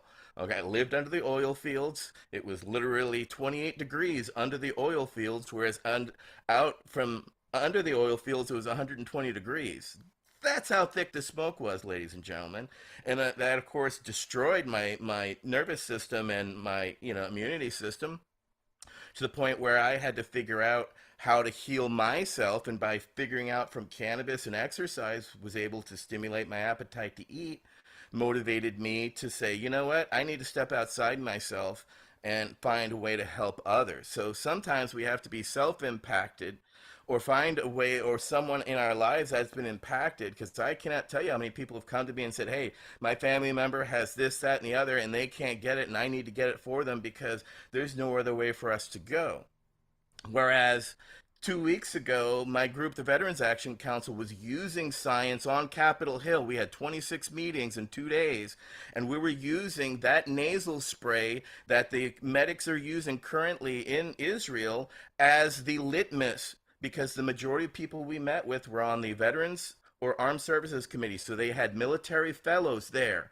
So what we found as the arrow through in the conversation was this TBI nasal spray, because it caused immediate shrinkage and Yeah. non-expansion that continues to happen in the brains. Well, right now, Israeli medics have that in their kit. And right now, if you're hit with a TBI, no matter what, they are given this right there on the spot.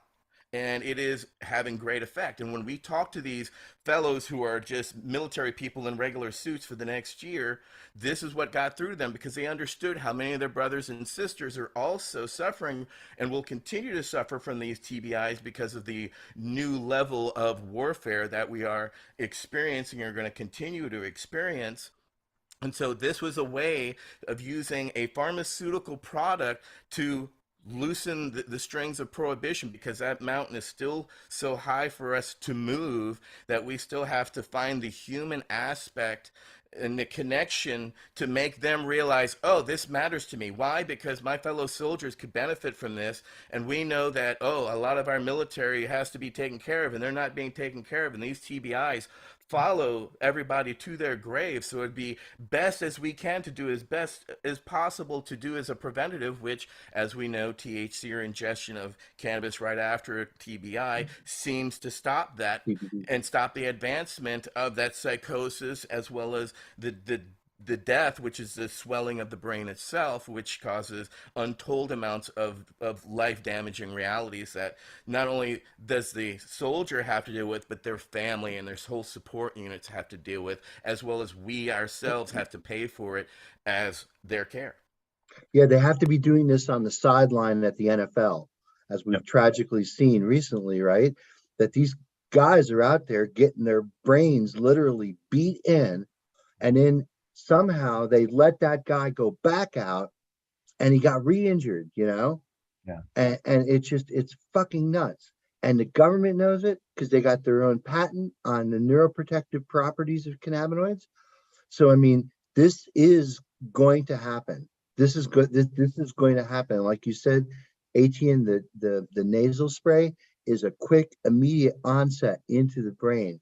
And so I think we're going to try to stack. So we're actually writing a grant to DOD and NIH and others to basically help pay for this work, because this is really, really important work. And I think we all know it's going to work. We're going to see the needle is going to move on this.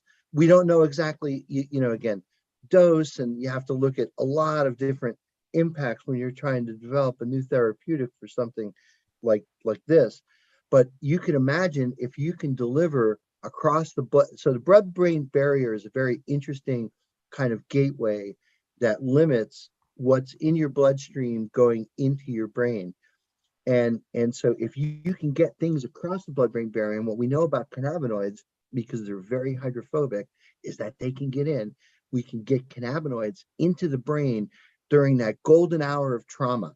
So there's that 1 hour. It's like you have an hour to basically intervene. And even like with other brain disorders, ATM, like stroke, right now with stroke, I mean, just take 2 aspirin and call me in the morning. There's really no way of treating, but you figure that, again, maybe it's the fact that the government had a patent on it, maybe the fact that these things are off patent now, and now in order for a pharmaceutical company to get the return on that investment, they'd actually have to develop new medications to see if they work. I think, again, the phytocannabinoids can give us a clue on what might eventually be the treatment that gets used, that gets FDA approval and all that kind of stuff.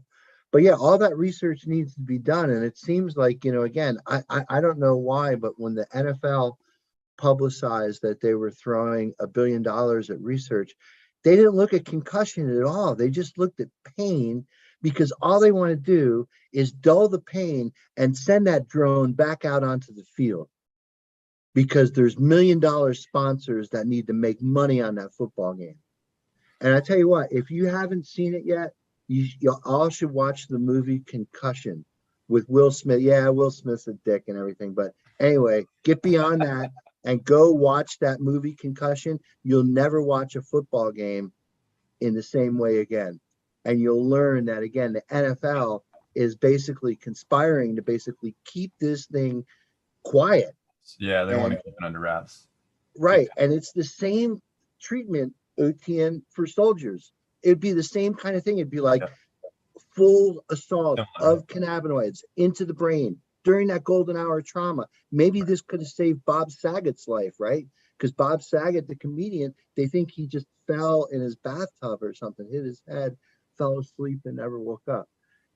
So there's definitely, the cannabinoids are definitely on the therapeutic, radar, to use these things not just to get high, but to use them for their medical benefits to treat disease like this. And I was speaking with Rob Clark, and Rob Clark said, Mishulam said, in the 80s, that within that hour, if they smoked a joint just on the way to the hospital, the amount of neuroprotection that it's untold. But I'm very interested now, because you brought up strokes, because as we know that when you smoke cannabis, it dilates, or can dilate the blood vessels, right? So if you're having a stroke and you've got a blockage, could that also send the blockage to another area and causing more danger? So that's where I kind of wonder. What I'm thinking, ATN, is just in sort of like a something where you're going to take advantage of the anti-inflammatory, pro-apoptotic modes so cannabinoids are biologically active on so many different levels. And you would think, again, that the best thing you could possibly do is get as much into your brain at that point, right after that traumatic brain injury, and just see what happens. I mean, could it be worse? So there are people working on this, and cannabinoids are definitely key. But one of the things you guys are missing, the most important factor, are these membrane-bound extracellular vesicles that are called exosomes. Exosomes have the ability to get through the blood-brain barrier.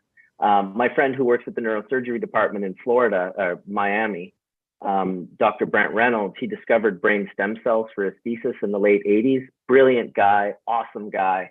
He's been doing some research at the university on these exosomes, and when they put exosomes into the nasal spray and up the nose, they found that it was delivering a 45 times payload from any other method that they have at the university there, 45 times. So they are working on concussion medications that'll be available in not just professional athletes, but your children's sports games as well, where you'll be able to use these exosomes. And exosomes are produced by pretty much, most cells, like not only mammalian, but also fungal and plant cells. So what Dr. Brent did was he isolated exosomes from the hemp plant, and lo and behold, those exosomes contained cannabinoids. So this is really, really exciting science. And I hope that this little blip gets you lit, Dr. Mark, and you start going out and reading a bunch of articles on this, because these exosomes, people have been studying them for probably about 20 to 30 years now. Yeah, but I'm it's not getting aware exciting. of it.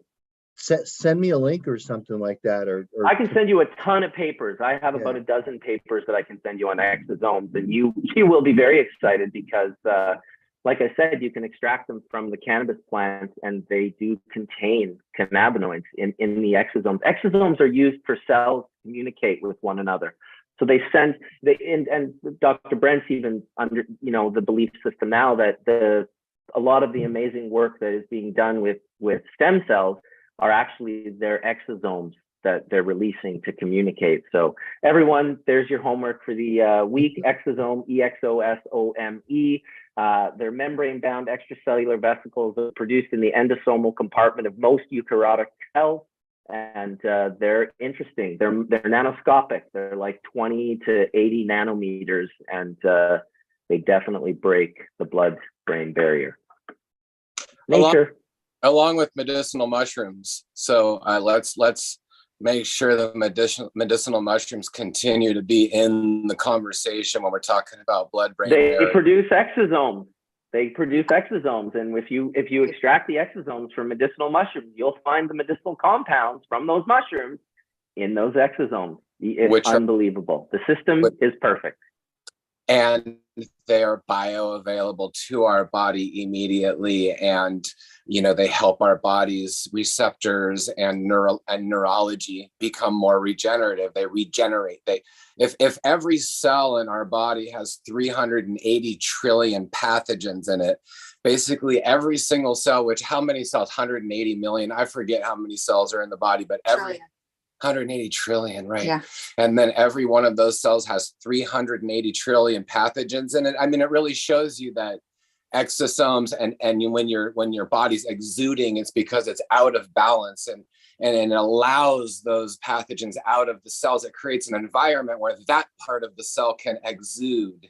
And so that's why this health and well-being regimen, this nod to herbalism and mycology comes back in, because that group of people never got into chemicals, and they continued to walk that line of cellular regeneration and bioavailability to where your body doesn't have to, it can accept it. So that's why it's important. It's why it continues to show up at the table. It's why it continues to be part of the conversations, because it's natural to us and it helps our cells. Kelly's been doing amazing work with athletes and trauma in mountain biking, and specifically downhill mountain biking, and with incredible fractures, incredible breaks, concussions, people hitting trees, rocks, and working with top athletes, which also have all kinds of sponsors that need them to do, 720s and backflips and trips and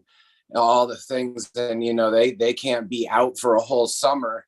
And so I would love, maybe Kelly will get into it, but, to bring in professional athletes is also a type of trauma. It's different than soldiers, of course, but it's trauma, quick trauma, fast, and it can really affect you for the rest of how many people have fallen, and for the rest of their life, they talk about this fall that, made it to where they can't do all this stuff, play soccer, whatever it is. And so if you actually deal with the trauma proper, your body can rebalance. When you find the compounds that break the blood-brain barrier, then it allows your body to function at its organic chemistry higher level, higher self. And with that, I really appreciate and love you all. I have to go outside and do some work, some hand digging in the earth and stuff. So big love to all you all, and every fractal of knowledge that comes out of us, is a positive one.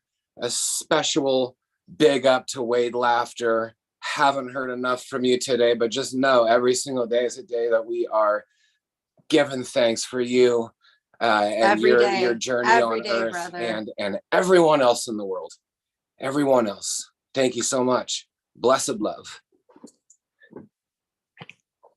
Yeah, and Josh had mentioned I have been working with a lot of people with heavy duty brain trauma, and I also am a brain trauma, I think an incredible success story. When I was 7 years old, I had a car accident that I lost my sight for a long period of time, and I was cross-eyed for 9 months. And it, was not only an incredible concussion, but it broke my skull. So I have an opening in my skull. And then from that, I have suffered really tremendous, headaches. I don't really even, it's beyond migraines. It's a migraine that goes beyond. And so when my brain has been looked at in a CAT scan or in any other MRIs, I have showings of maybe 1,000 different strokes in my brain. So I had the ability to either go totally natural, which is why a lot of where I'm coming from, and I'm really tried and true. And I work with several hundred patients right now. I call them gems. I don't even want to call people patients. I don't even feel like it's a practitioner or it's a this or it's a that or it's a seeker. It's just being human on this planet right now is traumatizing in and of itself. Being in a body is yet another traumatizing thing in and of itself, with all of the different toxins that it's getting and all of the different wars of different whatever, spiritual means, whatever you want to talk about, we're getting hit on all levels. So the reason why I'm going to continue to be the voice for nature is because I understand that in a way that I don't need to look towards other things. I understand that, of course, science is a representation of nature. Of course, science is a way for us to explain nature, but it's the misrepresentation of where science has to go to where then we have to correct it. Because ATN, you're talking about so many important things. What you're talking about is compassion beyond, and yet I hear so many different dichotomies and fractures of science and war and industry has caused these ailments for then people to have to go and seek nature, to then go and seek more science, because people are utilizing what is registered and what is allocated by maybe the EPA or science to then try to get it out of them to then go back to nature, which is exactly what Val said. It's cyclical. And maybe cyclical starts with an SICK, because humans just tend to do that. And I think what we really can do is we can come together and have this beautiful understanding that all of the beautiful points of science that are truly trying to help us without monetary need, without the lobbying, without all of the government control, because community care, because what you're talking about with ATN, and I know definitely, that's where you're at with Mark. So I think that there's people on the planet who are utilizing these great knowledges for good, and then people who are utilizing these great knowledges just for money and profit to push forward a possible ego or competition. But really what it comes down to is that there are people who need to heal. And that is where we are going to reach the highest collective consciousness of all of us, because if we're all at that highest level of healing that we all understand, and we're all following that highest level of healing, that's where we're going to actually go to the next level. That's what we're all seeking. We're all seeking that. And I just wanted to say that, first of all, I appreciate everything that you all are doing, every single one of you, because, and I don't even mean just on this, anybody who's watching as well, because you're wanting to be better, because you want to be a gem on this planet who is making us all better. And I know I got caught off on a tangent there, but thank you all for listening. And mostly I'm just saying that I have a deep, deep, deep appreciation for all of you. And I just thank you. Thanks for the tangent. I'm smoking good weed. Love you, Kelly. Stoked to And have you what here are you as always. smoking on? Yeah, Bubble Man, we haven't asked this in a long time. What's everybody smoking on? I mean, I'm smoking on some rosin here myself here, so this is some tasty little squeeze. What about you, Marcus? I'm smoking on my own rosin. I'm smoking on my live hash rosin from Snow God, 84% cannabinoids, 8.9% terpenes. Nice. I'm smoking on some beautiful Bubba Whip flower that just came off the hangers from this year, 2022. And obviously, it's a really nice, uplifting sativa with some really beautiful heady space. Thank you to the breeder of that. And I can't remember who it was. And Chen, I just wanted to say that when did you start doing your lab testing? Was that in 2008 or soon after? We started in 2007, and I had to switch labs. So 2008 is when I really had a real lab, and I know you were doing it, decade before. But the lab we were doing with was in Berkeley. They were doing over testing for Novartis and Bayer, so they had 6 HVPLCs and like 4 gas chromatographs. So I knew that I had sound scientists who could at least, and then we brought Arno over to teach us the extraction, because back then it's $10,000 fine per test, right, if you're caught with cannabis in a laboratory. So he taught us to do the suspended solution. So we would take the 100% alcohol, shake the cannabis for grind it at an equal part, then put it into a tube, and then shake it for 1 minute, and then we would extract that, and then that solution then we would take to the laboratory, and then that's what we would do 1,500 tests on between 08 and 9. I understand what you're saying is the parts were so low of the active ingredient, but in a measured amount, that you could use it for calibration of your GCs and HPLCs, but it wasn't illegal to have the Right. standard. Hey, Sam. Also, to remember that when they first started testing in California and in the Netherlands also, more than 80%, closer to 85% of all of the samples tested had either pesticides, insecticides, and or mycotoxins. So yeah, protection for the consumer absolutely was needed. Hey Sam, I have a question for you.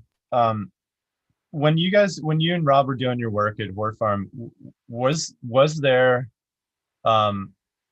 any sort of testing that was at your fingertips when you guys were doing that work, or was it hard to do that type of work, or No, we had a legally licensed lab.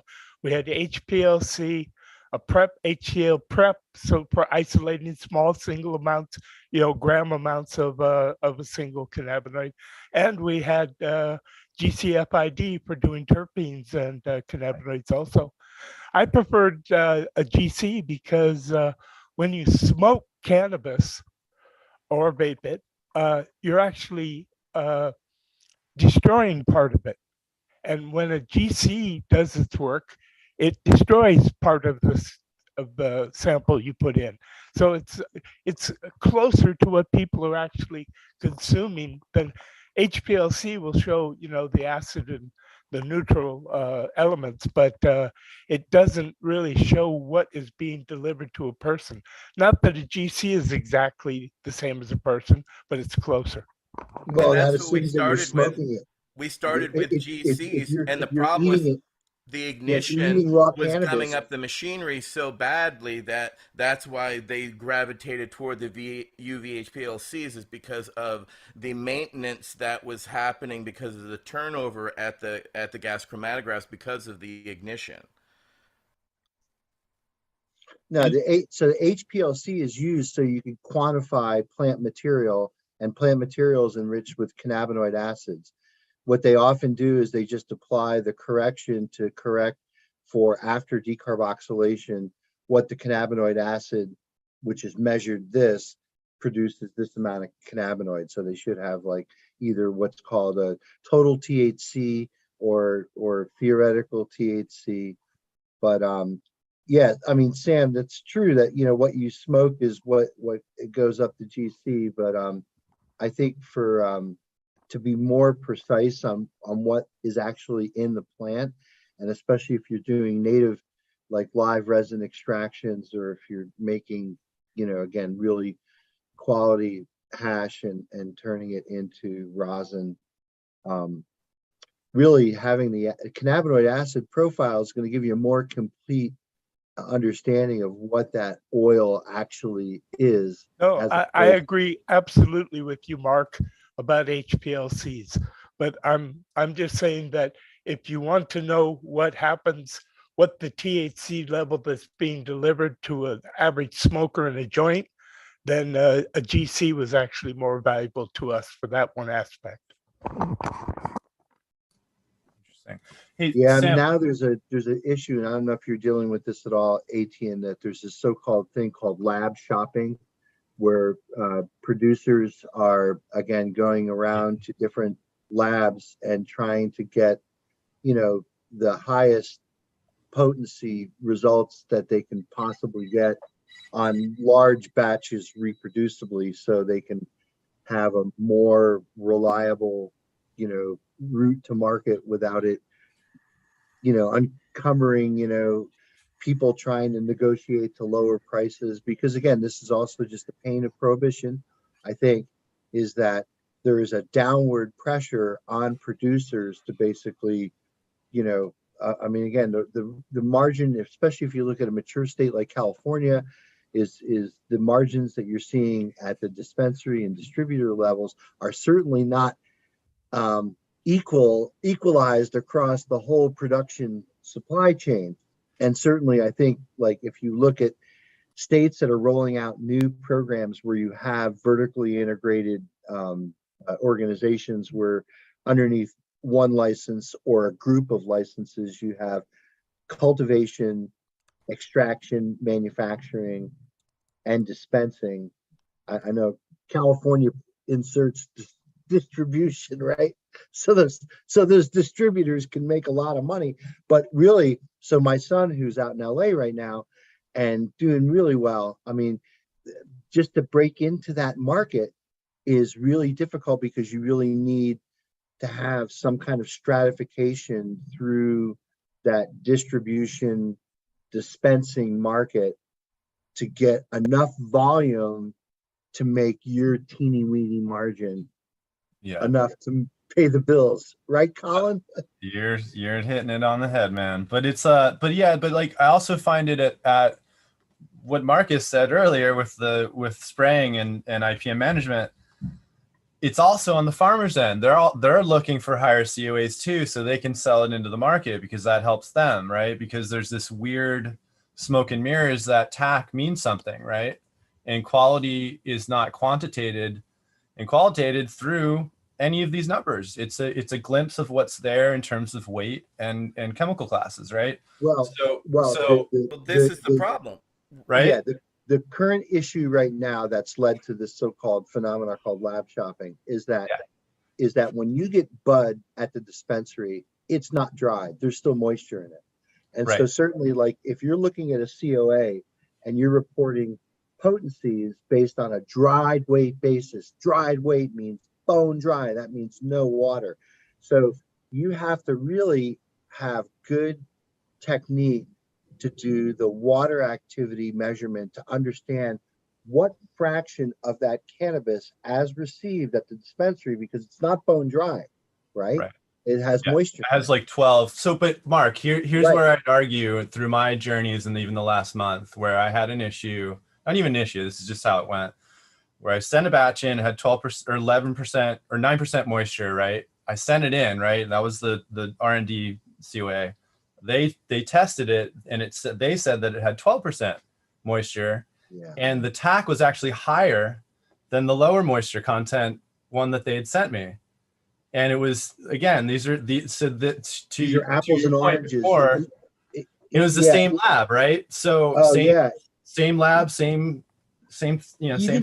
So Colin, even within a lab, it's I'm saying- statistically problematic to make Yeah. comparisons because there's so much fucking variation here. correct. And so what this really relies on is the fact that so when you so okay, how to describe this quickly? So you have to do the water activity measurement, right? The water so actually there was a woman who gave a really good talk on this at the online cannabis symposium that I think is on YouTube.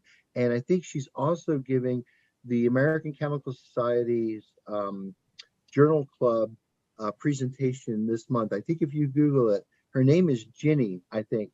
And she gave a great talk on it and describes exactly what this phenomena is. And so what you need to do is when you're assessing potency and you're reporting it on as is, it's different than dried weight, right? And Colin, this is really important. And again, goes to what Sam was saying is that when they're determining the moisture content in a moisture balance, which is just a little mini oven that you put a sample on, and it just weighs before and after. That's just, you heat it up, the water goes away. But what else happens? Terpenes go away. Right. Cannabinoids decarboxylate. So now you've totally changed everything. You no longer have the same denominator that you had when you started with that experiment. So Mark, that's why we used to use a glass desiccator. So we'd leave it in it overnight with those blue crystals that turn. Right. And That's that would get rid of. It's got an indicator in there that tells you that That would get rid of 99% of the moisture, not 100%, but as close as we could get in our lab in an easy way. And that's what we always did before we tested anything with our GC. But Sam, the key thing is you're not heating it up, right? No, we're not heating it up at all. Okay. So when you're in a cannabis testing lab and you have hundreds of samples, do you think you can wait for desiccator? So again, what this woman showed is that you could just do a room temperature vacuum desiccation.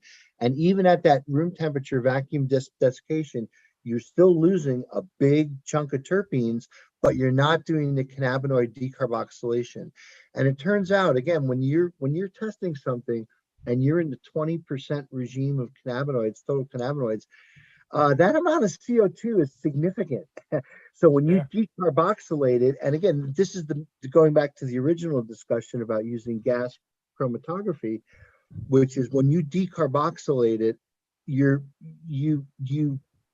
chemically altered the plant. There's no other way of saying it. I know what you're saying, Sam, that while you're smoking it when you're decarboxylating it, but if someone's using it as like a tincture, or if I know some people who are now putting live rosin into gummies and they taste delicious. They taste like the rosin traditionally they were derived, man. They taste really good. So there, I don't think there's any decarboxylation. I don't think there's, I think it's just raw rosin going into the gummy itself. No, they're decarbs. They are decarbed? Yeah, you decarb the patties, good, man. and then you can drop that and do whatever you need to. But yeah. Oh, okay. But I don't know if you agree with me, Colin. I mean, I think I like seeing the HPLC data because the HPLC data shows me what that flower contains. Certainly the GC data is cool, and that's what you need for like a headspace measurement for terpenes. No, I think anytime you have more data to compare against itself and pit against itself, as you know, the 10% variance in each state is also a problematic aspect that gets tacked onto all these things. Like Colorado, for instance, is a really, it's just kind of confusing, to be honest, in terms of how they calculate milligram serving. So because there's a denominator that they have to do math on to get that actual milligram serving that they believe is in your product.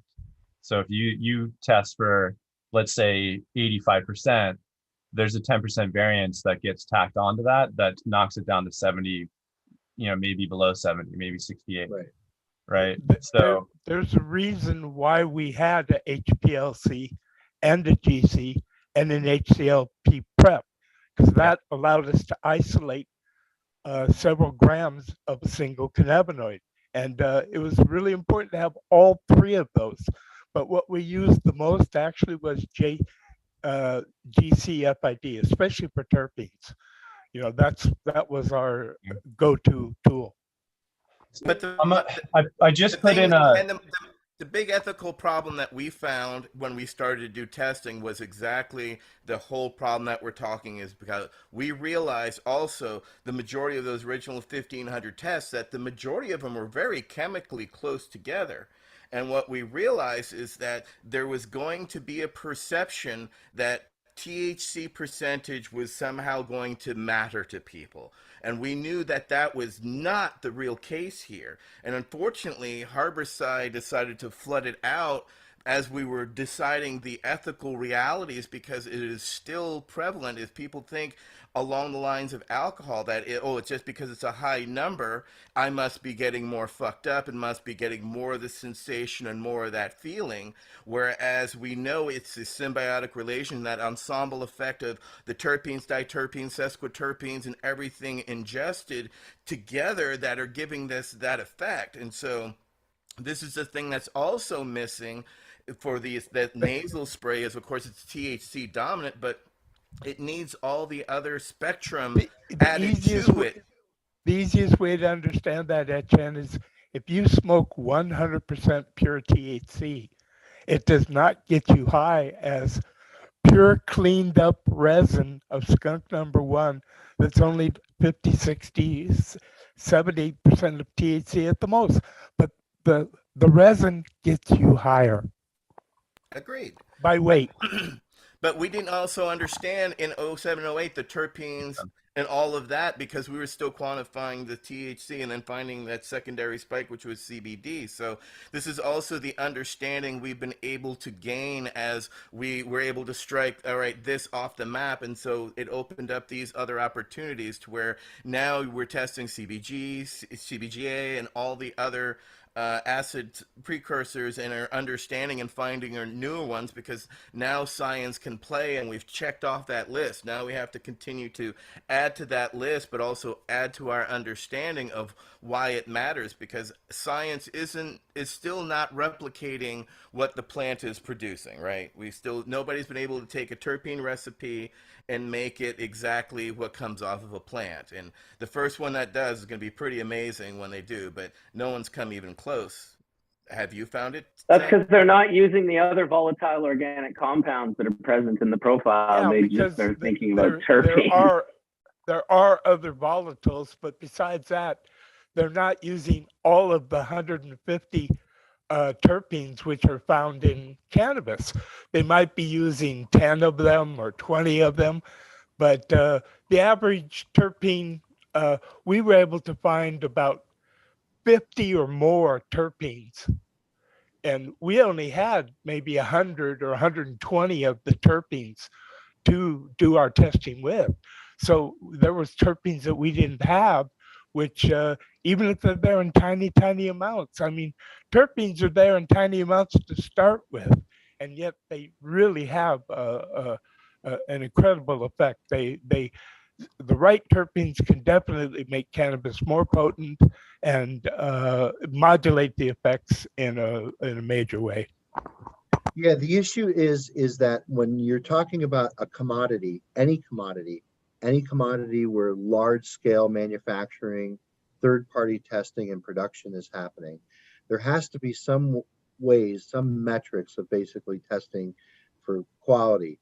And yeah, Etienne, I kind of hear what you're saying about, you know, THC percentage. I think of also like the psychology of the dispensary buyer. And when they go to buy a product, they you know, okay, they can look at the product, they can smell it, but what's its THC percentage or THCA percentage if they know what they're talking about, right? And so it's just, again, a metric. Maybe it's not the right metric, but it is a metric. And when you're talking about, say, buying large quantities of plant material, and you have, I don't know, 50 kilos at, you know, 14%, but you have 50 kilos at 18%, which one are you going to, I think that there's a business mentality there, but also like if you're in our business where you're extracting, well, that now the THC percentage makes a big deal. You know what I've seen now, and I've seen this on a couple different COAs where, the plant makes cannabinoid acids, but obviously the dispensary or the COA is going to report that total THC number. Well, I think what people do to up their THC numbers is they spray distillate. There's a lot of like spraying and dipping and all that kind of shit going on these days. They're putting HHC distillate now onto hemp and selling HHC flower, which totally doesn't exist, right? Yeah. So now that there's that infrastructure that, okay, we can just take a distillate, we could just do that on the samples we send off for testing. The thing about that is that here's where HPLC makes the difference, because if you're testing flower, you're going to see those cannabinoids as cannabinoid acids. If they're spraying with THC distillate, that's been decarboxylated. So Right. you'll see a THC peak that will come out, and we'll be like, well, total THC is, 25%, because we add the THC that's existing with the THCA. Now, granted, there is some, adventitious decarboxylation that just happens after harvesting, but you guys know as well as I know that, we all like fresh material. And I think part of that freshness is exactly what you're saying, Sam. There's that whole underlying symphony of terpenes, and even, they're not necessarily terpenes, but they're terpenoids, I'd call them, because like those prenolated sulfides, which that group out in Oregon has now, basically used a volatile sulfur detector to detect, are the skunky essence of cannabis, prenol sulfides and the disulfide of prenol sulfide. And so they now have actually a method that they're using at testing labs to assign the gassiness of a strain based on the detection of these volatile sulfides. And Marcus, we had that dude on Church, right? Before they published their paper, that guy came on Hash Church, because I remember that was the first time we had that conversation, I think. What was his name? He was talking about thiols. Yeah, the thiols. Oh, Nick. Yeah, that's right. Nick. That guy. Yeah, well, the professor, awesome. He's coming back for sure. Yeah, there's a professor there, and he's involved in the American Chemical Society subdivision. And I've met him at a couple meetings since we had that discussion on Church. And yeah, so they basically have a gas, scale of gassiness, of how gassy your weed or your hash is, based on the detection of these volatile sulfides. And again, that's a recent discovery, just with like in the last 2 years, right? I mean, Max and his team at Abstract, they're the ones who kind of discovered it, right? And wrote that paper. Right. Well, keep in mind, Nick discovered it about 20 years ago. So when that paper came out, he did chuckle to himself a few times. Got it. Nick Ziegler. If I remember, he did it in hops. Yeah, he did it in hops. He discovered 1,400 different thiols in hops with that very machine that Mark is talking about. And it's like some ridiculously like 1 to the trillion or something. Like it was, he came on and he explained it. I think they found 5 or so in cannabis so far. And one of them is suspected of being much stronger smelling than all the rest. I've got several of the thiols here, but nobody has proven yet. Of course you do. Yeah, I asked if they can do the terp profile of dog shit, because no, what I want to do is I want to know, do the thiols contribute to potency or modulation of THC? I'm sure they do. Don't you think, Sam? No, I'm sure you can't assume that. Most of the terpenes don't. Oh, but I'm sure what they do is they modulate in that they help create. And I've said this before on Church before, and I think there is references out in the literature, just increases the fluidity at the membrane, at a cell membrane. So terpenes help exchange stuff across the cell membrane. And I think what happens in that, Sam, and it might be adventitious, is that there are things that now come into the cell that upregulate cannabinoid receptor expression. And I think part of the entourage effect is that upregulation of the cannabinoid receptors that has to happen. That happens with full spectrum extracts. That just doesn't happen with the single. Like beta caryophyllene, like kind of diminishes your THCA effects, you know. Yeah, I think so.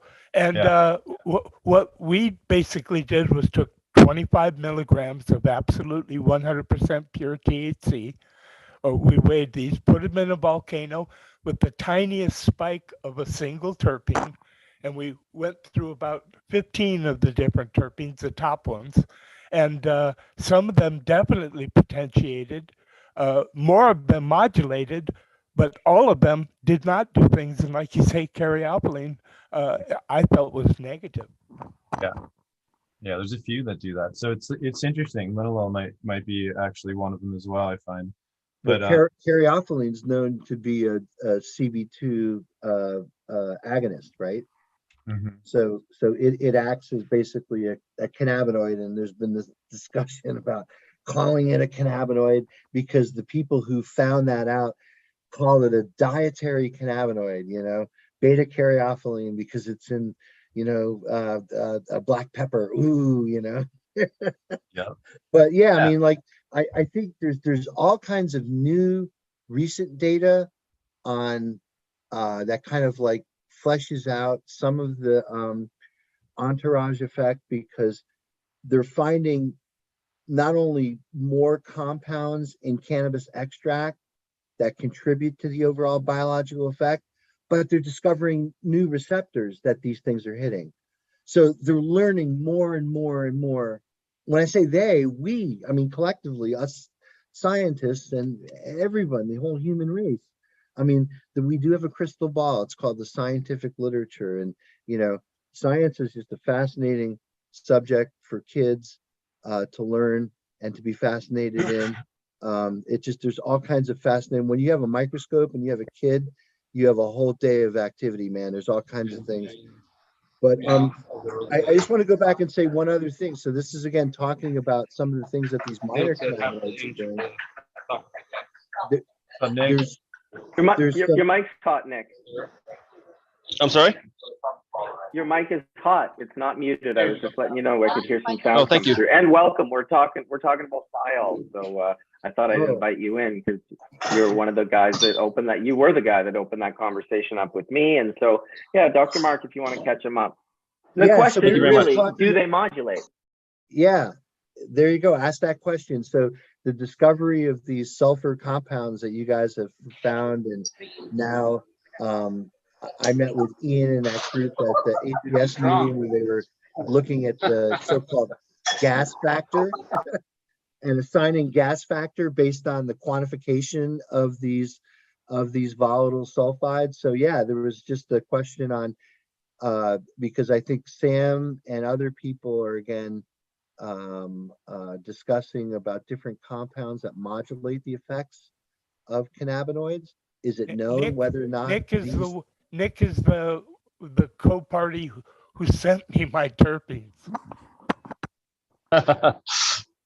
Which from who'd you get them from?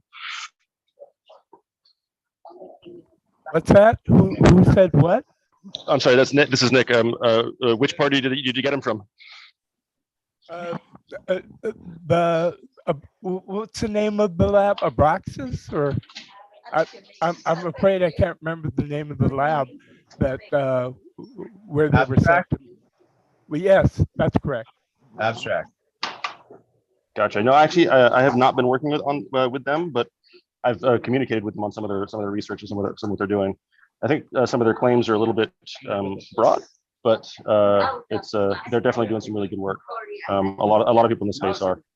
And whether it's they was the only people I was able to obtain the pure thiols from, and I need to do the work, but I'm having a little bit of trouble getting pure THC. So until I get the pure THC, I can't do the thiol work. Where are you based? Amsterdam. Oh, okay.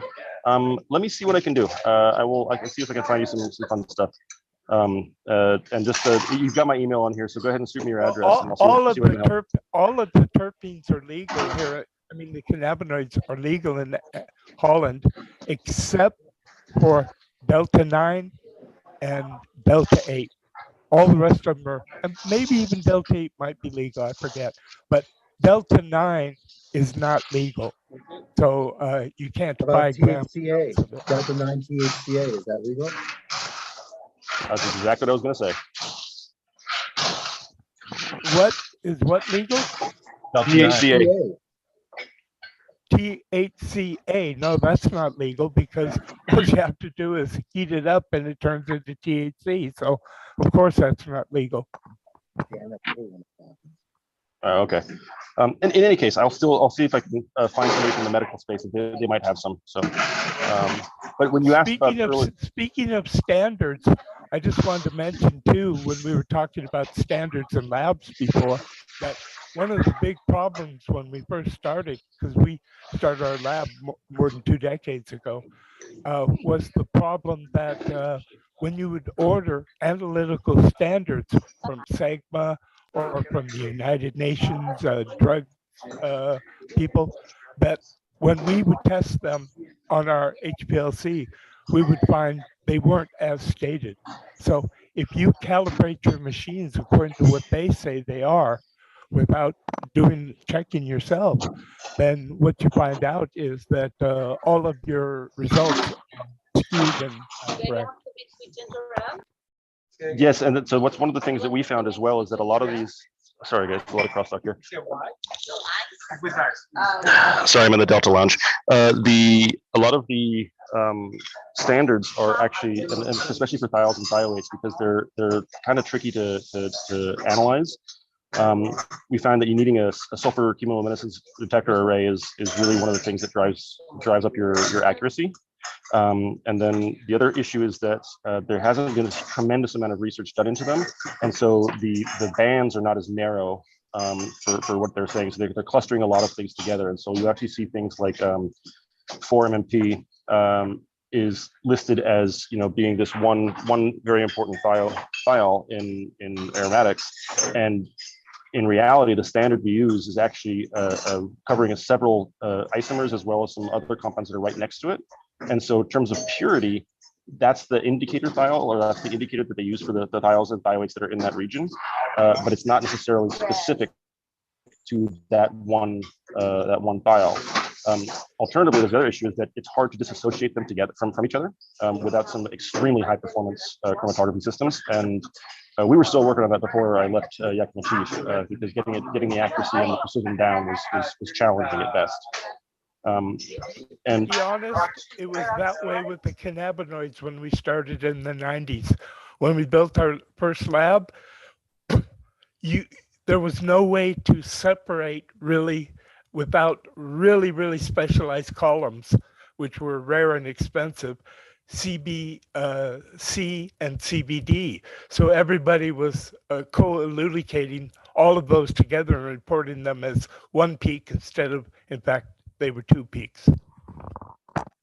Exactly. And then the other tricky aspect is that, especially if you're using GCMS, the sulfur compounds, like most of the detectors don't like them, so you need to have a separate detector for them. And even then, it's really just a method development that has to continue because there aren't a lot of established methods.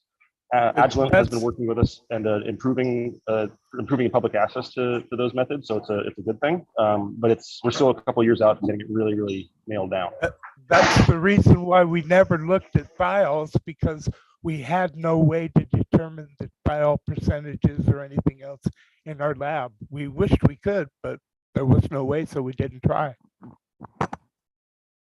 That, and not only that, the best detectors are actually they're good at detecting and good at isolating, but they're not very good at quantitation. So it's a challenge all the way around.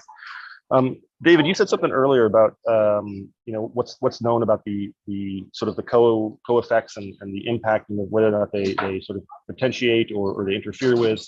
And really, that research hasn't yet been done. I was just speaking to Ethan Russo last week about this. He's very interested in it as well. So I'm going to try to see if we can set some sort of studies up with everybody. But what, to me, from an evolutionary perspective, Jesus, having had trouble talking this morning, sorry, is it makes sense that there would be some sort of neurological impact because they're so important in human evolution and the mammalian evolution in general. Looking at the way that they predict ripening, and they predict fermentation, and they also predict putrescence. Those are three very important survival tools for mammals. And it's one thing that's really interesting I found is that if you know what durian is, it's a very sort of stinkiest fruit in the world, they call it. It's extremely high in 3-MH and 4-MP, as well as some other thioates and pentane thioates that are kind of more the gassy, garlic, dank, diesely nastiness in very, very high quantities, or when they're in high proportions. The tigers, who are obligate carnivores, will make their way to a durian tree and defend it because they like the durian so much. It's got a lot of protein, it's got a lot of fat in it as well. But the fact that they're able to detect those thiols and they use it as a source of food for an obligate carnivore is pretty impressive. Well, I'm very curious. I also used to be curious in flavonoids because I know that they can modulate and potentiate things, but orally they can. But if you smoke them, it deactivates them. So yep. The flavonoids are not responsible for the smoke different effects in cannabis. For orally, that could be a completely different story. But exactly, yeah, 100%. There's an awful lot of terpenes that really have no effects. I mean, they don't get you high. Excuse me. I'm not talking medical here. I'm talking recreational. And the same thing with the cannabinoids. Most of the cannabinoids do not get you high. Yeah, they do have an impact on the sort of CB1, CB2, as well as the other receptors, and they have an impact on modulating, say, for example, your gut health. Some of them certainly do. Prime example is the way CBD will delay the onset, reduce the peak experience, and make the whole thing last longer for THC. And well, as an example, so not just CBD, but like looking at say piperine and beta-caryophyllene, is the impact that has. There's the old adage, like, if somebody's having a bad trip or having an adverse reaction to THC and they're kind of having an anxiety issue, give them a teaspoon or tablespoon of black pepper to munch on, and it pretty much nerfs it very, very quickly. And the mechanism is not understood, but it seems to be the case of anecdotal experiences driving research, and it's really exciting to see that sort of stuff start to happen. Well, for years I've been trying to get too high on THC products, but so far I've been pretty unsuccessful. And just for conversation, I would love to bring in, there's a lot of people out there who, the more that the plant is concentrated, the less high that they get. So I've talked with Ethan Russo at length about this. And at first it was like, no, that's not possible. But yes, it is. There's a lot of people who don't get high off of a dab at all.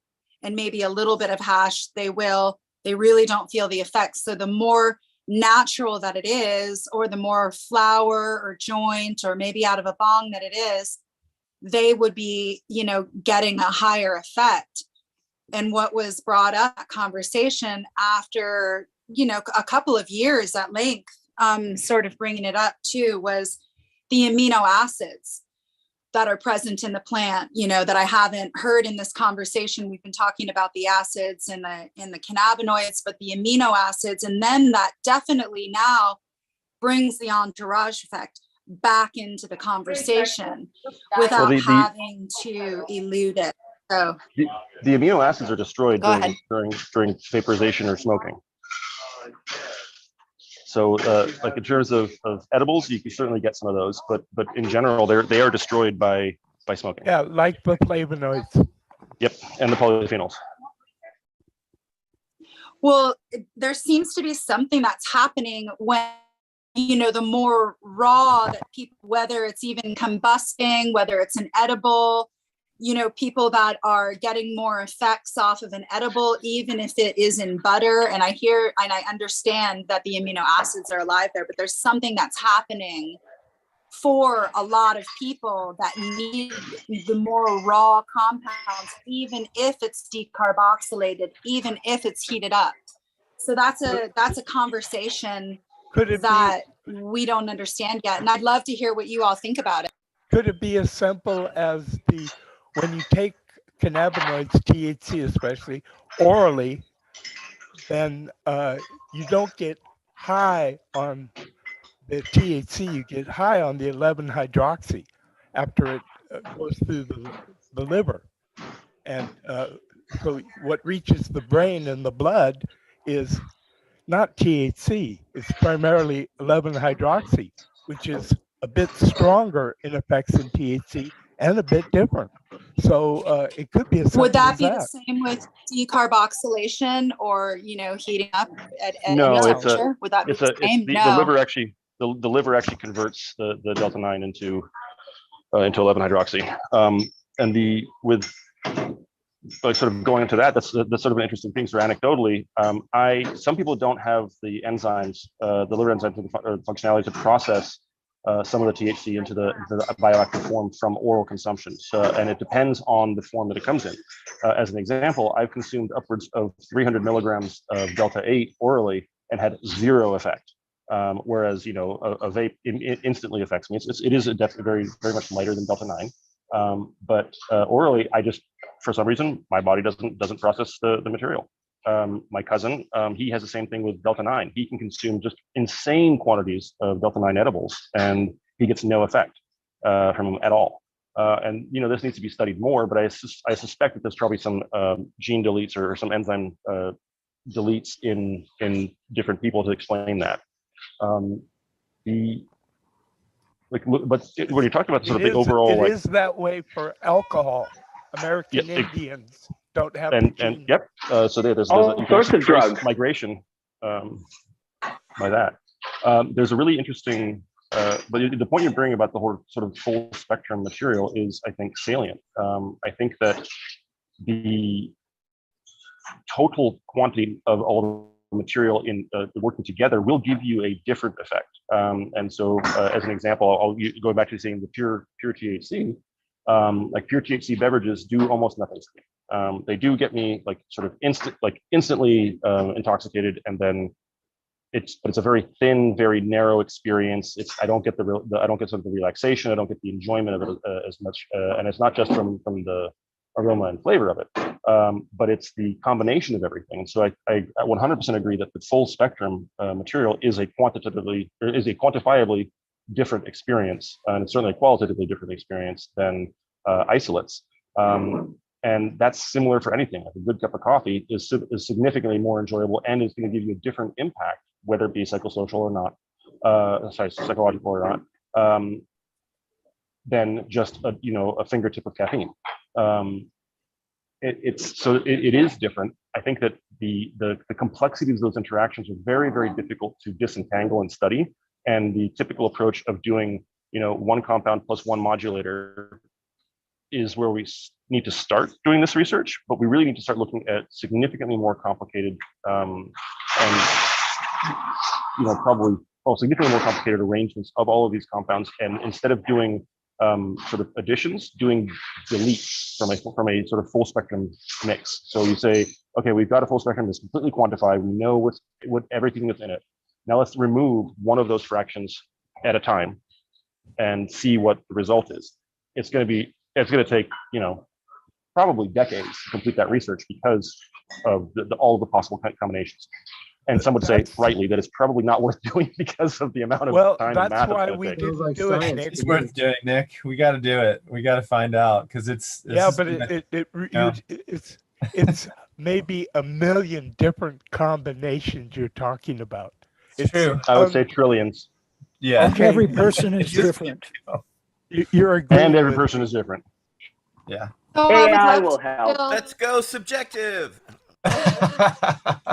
So Nick and Sam, still getting to that question, do you think that I would just love maybe even to marinate on it and get back to me or what you all think, but just that idea that people who can feel effects off of, say, a joint or, you know, any other raw form, but as soon as it's concentrated or the more that it's concentrated, even whether it's rosin, even whether it's from a full spectrum plant, it's just the actual idea of concentrating those cannabinoids, what's being left out that the person no longer has effects. And so I think that's the key point. It's not about the level of concentration, it's about the exclusion of other components. And I think that's a very, very important distinction to make, is that it's not necessarily the concentration is the problem. It's that the elimination of any of the compounds will provide an attendant experience is what's going to be driving that. And our with, work when so we with, were with, looking. oh, go ahead. Excuse me, Nick. I didn't mean to interrupt. No, go ahead. Oh, what I was going to say was that what we found was that the other materials in the plant did not contribute to you getting higher. But the resin heads, they did. So if you just cleaned up the resin heads and made them so that they were like 99% resin heads with nothing else, I found that got me higher than anything else. Absolutely. And again, tolerance is an issue here, and it's subjective. But I think that in general, from all of the research that I've done and all of the work that I've been doing, and obviously the work Marcus has been doing with hash and bubble hash and cleaning those up, we see that the vast majority of effects do come from those resin heads. That's not to say that there aren't other compounds in the other material that won't change that experience, but that the vast majority of the sort of recreational interest is concentrated, and medical interest is concentrated in the resin heads, except when it comes to things like you mentioned, the amino acids and the proteins, as well as the polyphenol groups and the flavonoids, which are a huge group, and they're starting to be studied. But it's complex to study them. Those you're only going to get an effect from in edible form. Yeah, through oral consumption, just because of the nature. Flavonoids are very important for a lot of people, but I was really, really focused on just the recreational focus. And once I found out that when you smoke flavonoids, it deactivated them, then I did not focus on them anymore. That was the end of that. They thermally degrade. They thermally degrade. They don't volatilize, and that's they just turn to ash. Problem. Yeah, that's the problem with the spice cannabinoids too. The synthetic cannabinoids is that they don't cleanly vaporize, right?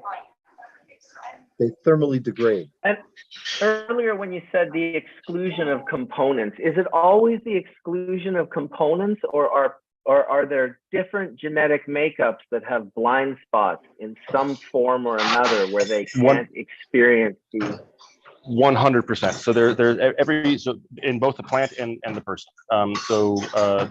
There are like human beings have anosmias, and there are certain people that simply like have a very low sort of aroma sensitivity, and so it's interesting in that actually they would almost be a perfect candidate for study of effects, because that would eliminate their subjective enjoyment aspect of it. Does that make sense? Like by choosing people that can't detect aromas, we would actually be able to doing see it both ways, Nick, where you eliminate one thing at a time, and then eliminate two things at a time, and then three, and you also do it the way we did it, which was we had 25 milligrams of THC, and we spiked it with a single terpene, then another single terpene, then another single terpene, and smoked them on different days so that we could evaluate what they did. We were primarily looking for ones that potentiated, and if they modulated, we wanted to know how. Exactly. I would love to talk about more about this, and there's some groups that I'd like to possibly bring into this conversation at some point, because it's it's really, I think it's fascinating, and I think the implications are huge for the recreational market as well as for therapy as medicine. And I think that it's one of those things where we need to move away from the dogma of single compound, single effect into the compounding effects of multiple compounds together. I mean, as an example, there's Adderall, dextroamphetamine sulfate is sort of the major component in there, but the generics only have like that one major one. From my personal experience, I take it every day. I have finally well-managed ADHD, and cannabis is certainly a part of that. Is that the combination of multiple salts of amphetamine salts is more effective than the single primary component. And this is one of the big things that a lot of sort of analytical chemistry and just Western medicine and science in general has struggled with, is the focus on principal component analysis, which is that we say that vitamin C is the same way. I mean, vitamin C, if you make it synthetically, it works, or natural pure vitamin C works. But if you take vitamin C and you extract it from plant sources and you're getting the other associated compounds with it, it's more effective. And I think that the focus on honestly, and this is for ease of analysis, on just looking at what makes up 90 or 95% of the compound is like, that gets you into the, not even the ballpark, but into the city of where the ballpark is located for what's really driving all these effects. And it is a very important shortcut to take, but it also, once you've identified those, what are the key components that drive the most of the effects, you need to start branching out and looking at that all of the attendant components that come with it, and why full spectrum extracts or plants are more effective than single compound dosage. And it's not true for everything. And that's important to realize. But I think that in this case, there's enough evidence that we should really start looking into this in great detail. Other research that I've always found really interesting is, why are some varieties of cannabis ceilingless? By that I mean, no matter how much you smoke, you always get higher when you smoke another joint or another pipe or another dab of that material. Whereas some materials, you smoke, and then you get to the point where it'll kind of make you more stoned, but it won't make you more high. And I don't know about everybody else, but I want to get higher. And this is something that coming from my background, I love the community around it, but what gets me a little bit wonky sometimes is the use of terms like high versus stone versus heady versus like body buzz, all those things, like trying to define, and this is also because I'm very particular about terms, but trying to define those in a way that gives us a sort of a shared understanding that is quantifiable, that we can track it and we can trace it and analyze it across different users and different strains is really important. But again, this may be me being just a little bit more picky. And what you said earlier about certain strains, and that was the other side of this. The genetics of people that are sort of anosmia, but there are also strains that simply don't, like there are chemovars. Let's focus on the proper terms. They're chemovars that don't express the same cannabinoids, and they don't express the same aromatic balance. That's why we're interested in all of these different sort of the different strains and these different cultivars. And using those using that variability as a feature rather than a bug is what I like to do. Is like, let's celebrate the variation in between people and plants, because we can then create blends of these things that do everything we want, and you could tune them, which I'm really excited by. Is taking the components that we want and then from different strains and combining them to create something that is not sort of expressed in the natural genetics of the plant. As a plant breeder, I'm very interested in knowing what it is that people prefer and why, so that I can breed a plant that's tailored for that. Exactly. What's interesting is I've been doing a lot of accessions or studies of different chemovars, and working with Jeremy Plum. I wish he was on this call because he'd start laughing right now. Is the terpenoline dominance that we're seeing in the U.S. market, recreational and hemp, is massive. And the point where like we're seeing a potential loss of genetic diversity because people are selecting so heavily for that terpinolene dominance, because it applies, it actually, or not actually, it lifts up the citrus, it lifts up the tropical, and it lifts up the diesel and gassy character so well that, and piney as well, that it seems like we might be sort of selecting ourselves into a corner with breeding stock. And so I think it's really important to not just go for what people currently want, but to also look at what we see there are sort of attend with those, or not attend, that follow those clear customer preferences. And so we know that terpinolene is very, very exciting for a lot of people, and that's people judge their butter, say, oh, that smells amazingly gassy and citrusy. Great, but maybe they like something that has a lot more tropical character and a lot more of the burnt rubber and guava character that comes from the thiols. Just to bring it full circle here, and making sure that we can protect those genetics so that breeders like yourself can combine them and produce something that has both. People have often asked me, what is the best? And I say, what do you mean by best? Do you mean the strongest, the best tasting, the best? What do you mean by the best? Because without understanding what they mean by the best, there is no single best cannabis for everybody. It just isn't that way. Or for every situation. There also needs to be a germplasm institute to protect all the genetics so that there can be the biodiversity of what Nick is talking about, yet protecting and breeding the other, characteristics that are still there that people have come to know and love. And the problem is those don't exist domestically, and they don't exist in Canada at this time. So we need to start thinking about something like that so we can protect it, because this genetic tattoo on my arm is gone well over a decade, and it was one that helped many patients that I wish had been saved, but it's gone from the face of the earth. So I think, Nick, you bring up a very real point that we have to be protecting the genetics that we have, but also the biodiversity that exists so that in future generations can understand, much less appreciate. Yeah, I think people need to... Hard. Sorry, it's kind of hard, Jen, because to maintain a germplasm, for example, let's say you have just one landrace. Every time you reproduce that landrace, to not lose genes from that gene pool, you've got to have a minimum of 1,000 males and 1,000 females every reproduction. And those 1,000 males, they can't be clones all the same male. They've got to be from seed, 1,000 males, 1,000. Then you limit your loss to really a small percentage. But the only place that's really done is in third world countries. People aren't growing thousands and thousands of plants from seed in the commercial cannabis world. It's very seldom done. It can be done, but it's not.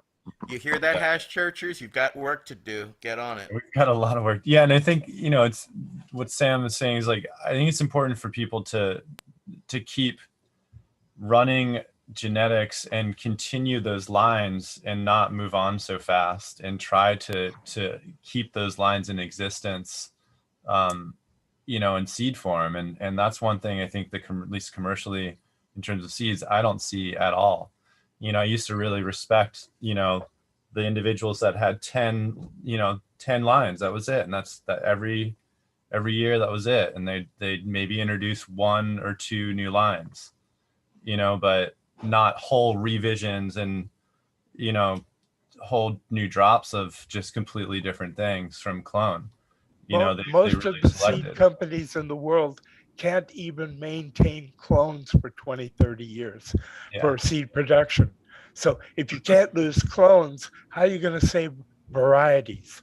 So Sam, back in like the 90s when like Ben Donker, like you created you were there, right? So at what time did those mother plants start to be really difficult to obtain? Was it like the late 80s, late 90s? Like, what was it difficult the whole time? Like, obtain them from who, from where? I don't understand the question. How long did you, basically, when did people like Sensi start losing their mother plants to, probably from day one. From day one. Yeah, I mean, if you keep a plant as a clone and you keep it virus free, so keep the pests away, Yeah. and it doesn't pick up more viruses, which will cause it to be lose vigor and vitality. And it, it, I didn't see any difference between clones 30 years later if you kept them clean, safe, and secure. And But, that's actually something that's becoming a very large challenge right now because of the amount of unregulated growth that's going around, and people are sharing, the cuts and all that stuff. The one of the ways to do that is actually through tissue culture, because you can actually, preserve certain cells that don't have the virus yet, and you can grow it from that. Companies like Segra and Power Plant are doing this for the community. Yeah, they're working a lot on of the hop latent viroids. Oh yeah, and this from my experience in the hop industry, it's a big problem.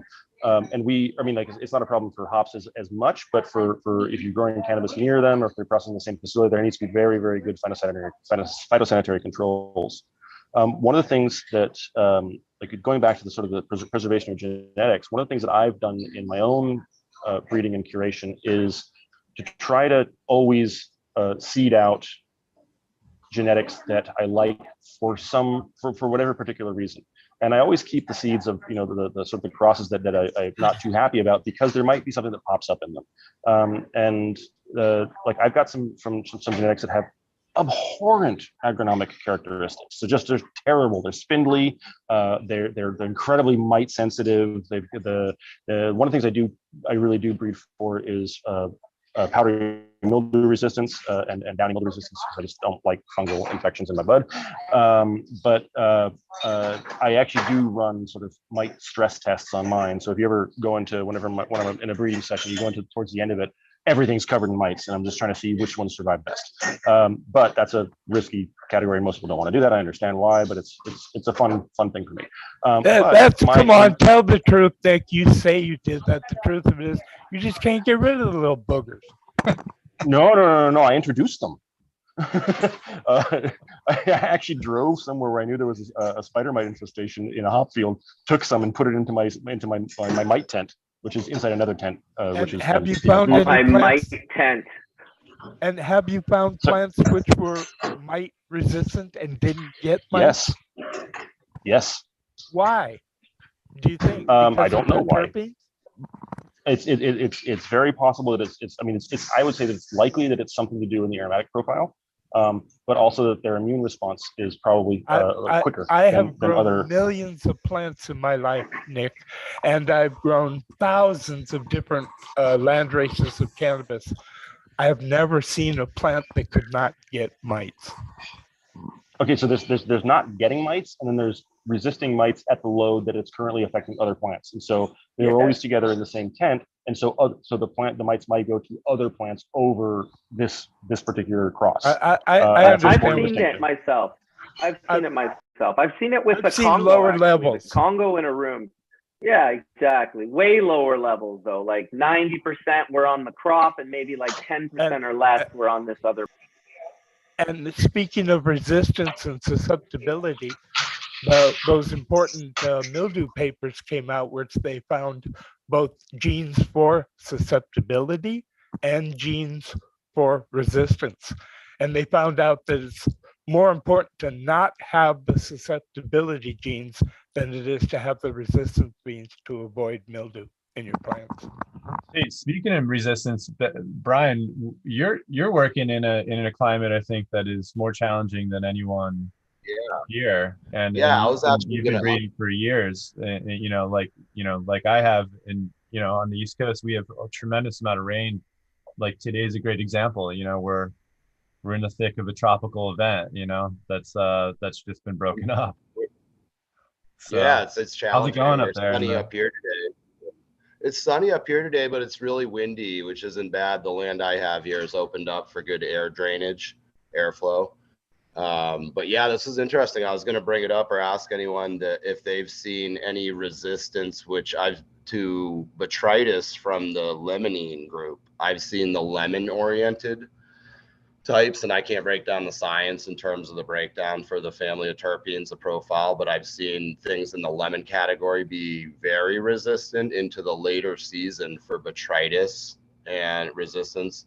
And then I've seen this year, out of a whole list of types, I've actually seen only powdery mildew pop up late season on the gas mask pheno number 6 back cross one.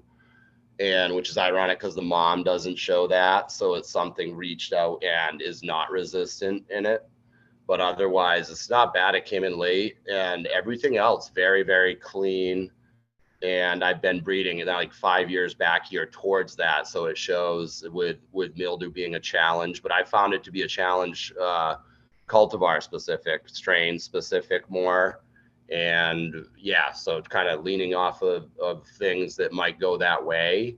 And I'm finding definitely in Maine that more that the fruit forward cookie back type, still kind of working with that complex of genetics with some other tie-in. I've got a whole list of some exploration this year, which I can list off some strains that I'm working with, since if that is interesting to anyone. Yes, please. I was trying to breed Sounds like there's against some science botrytis. happening here. I was trying to breed against botrytis also. I was trying to do it in skunk number 1. And I grew several years, and it was so difficult that I gave up. But there definitely could be, because if you think about it, I never see botrytis in a variety like Original Haze. So it's true. You know, I'm working with this. I really wonder what comes down, because Brian, I really want to hear your strain list, and I just wanted to add, I really wonder what there's people that want to hear it. Yeah, and we also created 40 new varietals, and everything that we did this year was off of seed, and I think we did about 1,300 plants, all from seed, all our old varietals, and then mixing in some others. But I'm wondering too, wanted to bring it into the conversation that maybe more than having to do with varietals, because we've been growing in this area for so long, we've been adding to our soil for so long, we've been getting it right for so long. We only do seed varietals. We'll keep our clone, we'll keep a mother, maybe only because we've grown it out from that year or something, but normally we'll just continue to grow seeds. And I've just realized that now it's not really mattering what varietal that we are working with, if we've been working with it for a long time, because I think then that involves the endophytic relationship within the plant that then goes into the seed. Because I think if you're building something that's super resistant, you're building it through biology as well, which hasn't necessarily been a part of this conversation up till now. Yes, I think varietals are part of it. Yes, I think terpenes can maybe draw more interesting things from the air. Higher lactic acid is drawn to more, limonene varietals. I've noticed that also, Brian. But the endophytic reaction. So now it really seems like anything new that we bring onto our property is what's going to get, some kind of a reaction, have some type of a malady in it. And then it takes us several years to then work with it. And then now we're getting to the point where we are having hardly any, we live in an incredibly difficult environment. It's super cold up here. We're in an inland rainforest. And this year we didn't have hardly any botrytis, and that's in stalk and bud, in early and late. And it just sort of goes on and on. But the ones that we did have the problems with were the ones that were early. And Brian, I want to roll right over to you, because I'd love to hear your list. Oh, well, we've had a great success summer too for health, actually, and have really not seen much of any botrytis. Really into this later finish, we're kind of a better cold Maine, sunny and breezy finish this year, so that helps. But the health is really up. And I would share one strain I saw that was interesting is from Dominion Seed Co. from Duke Diamond. That's a local skunk. I don't know how much skunk one it has in there, but I was going to let Sam know that one was actually a resistant and a reparative strain, where I say it cracked down the middle even with some support. and did a little quick vine job. And it came back late season where it looked like it was about to die off, and it had great resistance repair, which I've seen with hemp, but not as much with cannabis.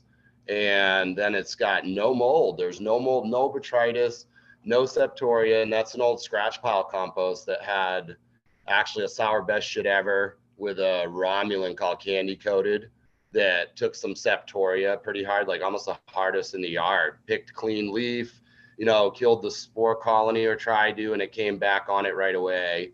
And then on the backside, a black dominant super skunk seems to be throwing late, but catching botrytis really kind of quickly, otherwise looking healthy in this little 3-plant set of just experimental run. But the Dominions work there, the local skunk, this one pheno, just really awesome, gassy, kind of skunky gas skunk, or sweet gas skunk, more than just raunchy skunk, I would say.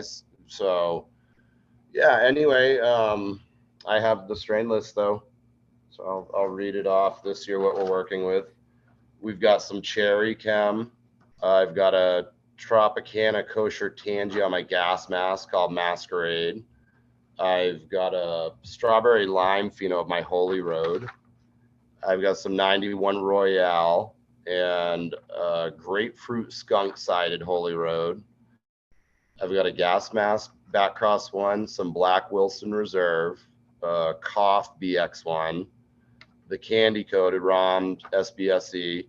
We've got that local skunk. Guava Mask is doing amazingly well. Just really kind of running the number of phenos, not a whole ton, but enough of them to get a good look on it, and had great results there. So the Cherry Mask is doing really well also. And I would share back that the Cherry Chem was from South Fork Seeds. I got given to me at an Emerald Cup right before I came back here like 6 to 7 years ago. And usually see the indica sided stuff in Maine kind of go, like you might have mentioned, with newer indica types introduced to the land. Even though we like some of them, I've had to breed with like a blackberry pie local cut to get the resistance out a year or two later from it. And I'm seeing it even a year later. But going back to it, I've saw Cherry Chem this year from a seed pheno that really showed such good health that it did hit a septoria, a little bit of challenge, which, to bring it up, septoria is like crushing trees that are 20, 30 feet tall now in Maine over the last 2 years. And the locals are talking about, I walk the woods and see it. And it seems like a climate change, but a different conversation type of thing. And I'd get, information from the people on that one. Actually seems to be where we're at with it. But it's like we're having to breathe through septoria. Fusarium and Fusarium too in your areas, and just this area in New England and up. That's what I've heard. It's new for me in the last few years, but yeah, New York, you never had these types of things. So it's I don't know. It's like yeah, we're having to treat, even reverse osmosis water has to be treated, and even with going through systems. So it's really challenging. I don't know, what you're doing to yeah, we're seeing these different blights pop up, Colin, like that, like this, Yep. Septoria fusarium. I've seen more Septoria, but it's added a whole new level of not negative, but actually positive movement for plant adaptation in the breeding that we're doing with I'm doing all F1. Yes. Nice. And yeah, man. I'm breeding more for Septoria resistance now than any of the botrytis or PMs like old news. Botrytis is hard in Maine, but the Septoria is such a kicker with even big trees. I can see it in nature take certain types, not others. Right. So I'm seeing it back to the plants with cannabis. It's not strain specific, it's pheno specific. I've seen sisters touching each other like my guava kush, and I documented it this year, where it's literally knocked off the flower's healthy, but the septoria hit everything, even with a clean out twice. And we just took it down early, and it was finished. It was on the indica side thing too, but the more sativa expressing sister right next door, touching it 1.5 feet away, not one touch of septoria on it. So I'm kind of like having to breed more through that these days than anything else, but seeing things that are resistant, on one thing and not another. The light hit of septoria at the end on Cherry Chem, but otherwise it like moved on from no mildew, no botrytis, even into second stage cut off the tops. Right now, checking it every day. And I would share back to that as the limonene family, and then now into the whatever cherry you guys would know more makes up into the cherry pie on Chem D. Like I think it was back cross 3 or 4 on the Chem D, and it's all cherry pie sided too. It's just got a little gas glisten. It doesn't wash, although you might be able to pull something. It doesn't wash for us, but it's a flower strain. I'll come up. Yeah, so I'll come up. yeah, I was gonna say I got a few goodies that I can't wait to throw your way to see if you pull something off them. Like the grapefruit skunk holy road, it goes back to that Calio skunk one cut from Humboldt clone. That's not like your typical Tangy.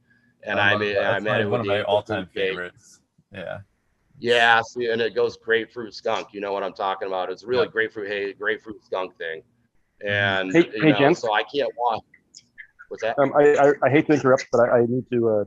My flight's boarding in like 7 minutes, so I need to just say goodbye. But also, in relation to this specific thing, if you look at obviously the limonene and linalool dominant, so for citrus, there typically is also a lot of alpha and beta pinene and cedrine, and those combinations are what make up pine sol and a lot of the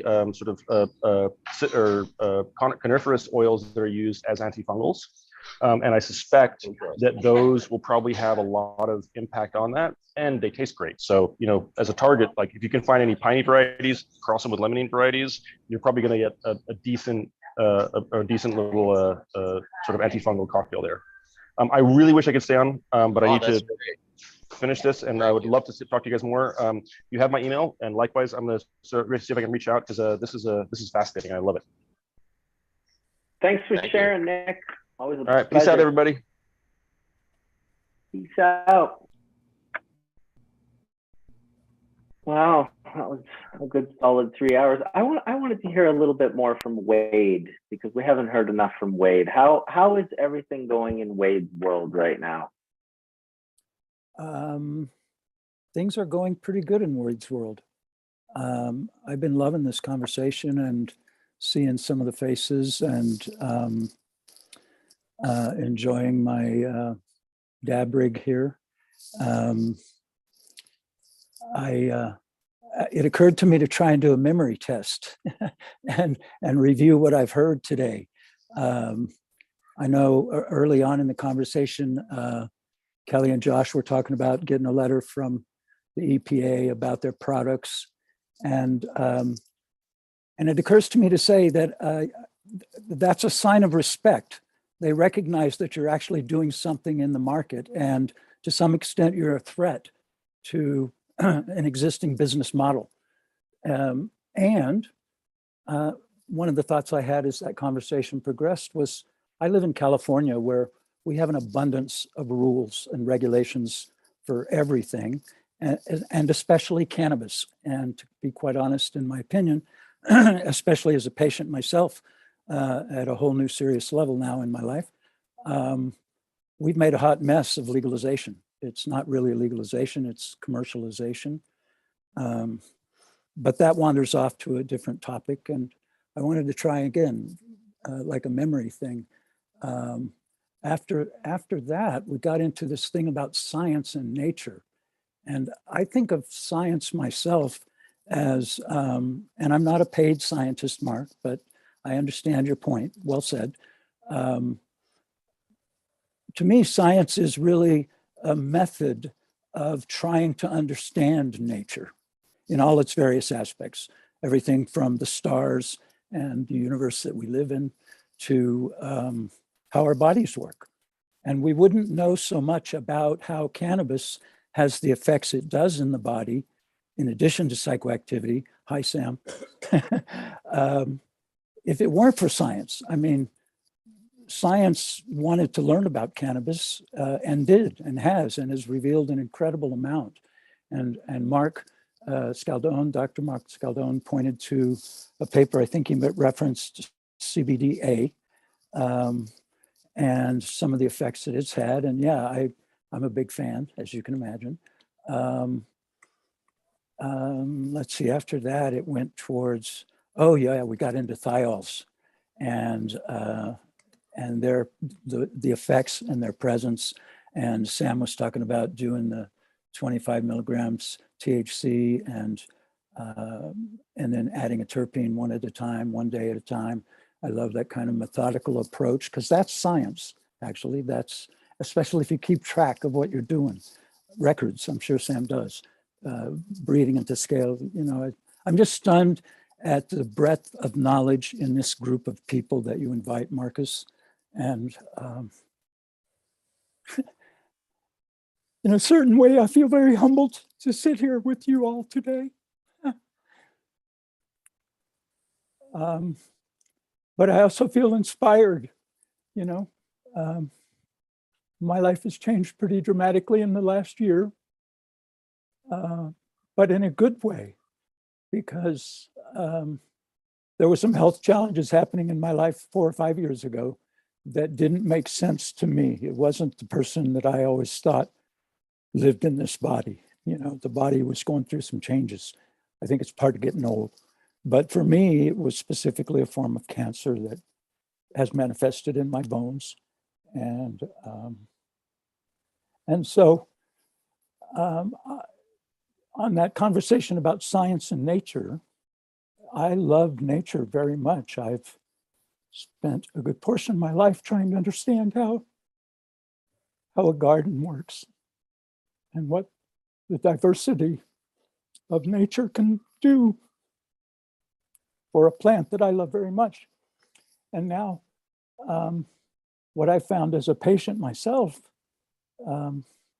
is that in the regulated market in California, even in Nevada County, which is where I live between Nevada City and Grass Valley in the Sierra foothills. Even here, where our local Cannabis Alliance has created a program through the whole supply chain where any patient who has a medical recommendation from their physician can get free product that's been donated by the supply chain. All of the license holders in our area contribute, not all of them, a good portion of them. And I've taken advantage, I helped set that up. And over the last year, I have actually taken advantage of that program quite a bit. But even me, with all of the people I know, it's kind of hard to find versions of the cannabis plant chemistry in products where I can get the couple of 100 milligrams that I want a couple times a day. I'm not really so much trying to control my cancer because back to science for a second, and if this is too much information, anybody interrupt. But back to science, I ended up in a series of hospitals in December of last year, about coming on 10 months ago now. And at one of them down in Stanford, I got a course of radiation in one day, one dose. It worked wonders, at least my experience, other than a sunburn around my mouth. But my appetite improved. I slept better. I was less pain. And meantime, yeah, I was on a pretty aggressive course of chemo. And I think it kept me alive. I'm really grateful. I have a really renewed and profound sense of how life really is a gift. Your chance to be involved with family, to be involved in a community, back to the theme of this morning's church, the idea that we are in fact a community. And as Wade sitting here on his little patio, looking at my pond and these big, beautiful trees. In my situation, I feel really grateful, actually. I don't know many people who are better situated in their life to be doing what I'm doing right now. Multiple myeloma is the kind of cancer that I have. It's a specific bone marrow cell called a plasmid kind of goes crazy. Not only doesn't die off, makes insane numbers of clones of itself and crowds out all the other types of bone marrow cells, and meantime bursts the bones from the inside. Sorry to be specific and gruesome, but there it is. So pain is a bit of an issue. And I think that in my case, at least, because every person's different, our metabolism, our body's needs, our body's ability to respond to something like a cancer. It's been a fascinating question to me, trying to understand, because this is a cancer of cells of the immune system, the effects of high dosage cannabis use. And specifically in my case, of course, I'm mixing CBD and THC in various versions, ingesting as well as dabbing on my little mini nail thing. Yeah, the combination of having done some time trying to understand how my mind works through a form of Buddhism, if you will, that I did for a number of years, through a really lifelong interest in how things grow, how do things work, and specifically how do plants work? How does that happen? How do you put a seed in the ground and the combination of moisture and soil and sun produce this plant that feeds us or provides these beautiful flowers or these incredible aromatic plants that can have such profound effects on our experience. And meantime, here I am, you know. What's true is my cancer seems to have responded really well to treatment. At this point, I'm on a fairly low dose of a chemotherapy drug, which so far my oncologist is saying, no, you don't want to stop it, Wade. Look at the good results you're having. And it's true, all my blood work's going in the right directions. I've known enough cancer patients. I don't remember who it was that referenced that a patient is not really a great term for who we are. Because yeah, I've been a patient under California law for glaucoma since, well, before there was such a thing. I was diagnosed back in 94, 95. And anyway, cannabis, I love this plant. One of the other points that I came to mind to say is we've already looked at or can see in medicine, they have a high THC, Marinol is one of the names of it, that you can get prescribed by a doctor and get it in a hospital here in the United States, approved by the Food and Drug Administration. Same is true with Epidiolex. You can get it delivered to your home. One of the reasons I am celebrating today, despite all of the other, I've been crying a lot, but I really am. These are tears of gratitude. Because yeah, that made me, Epidiolex made me think of a couple of the families that I know who have family members who are dealing with severe epilepsy. One of them's been on our show a couple of times here. Your show, Marcus, thank you. Our show. Forrest Hurd, speak of community.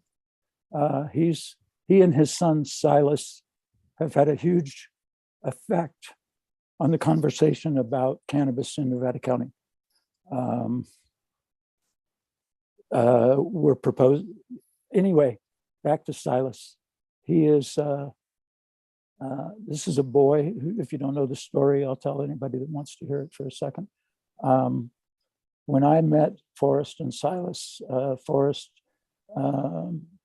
Silas was 7 years old, and Forrest was at a public meeting where he was showing pictures of his son in the hospital because he had just been told that his son likely wouldn't make it to the age of 10 due to what was eventually diagnosed as Lennox-Gastaut syndrome, which is you got to have like 10 different kinds of seizures.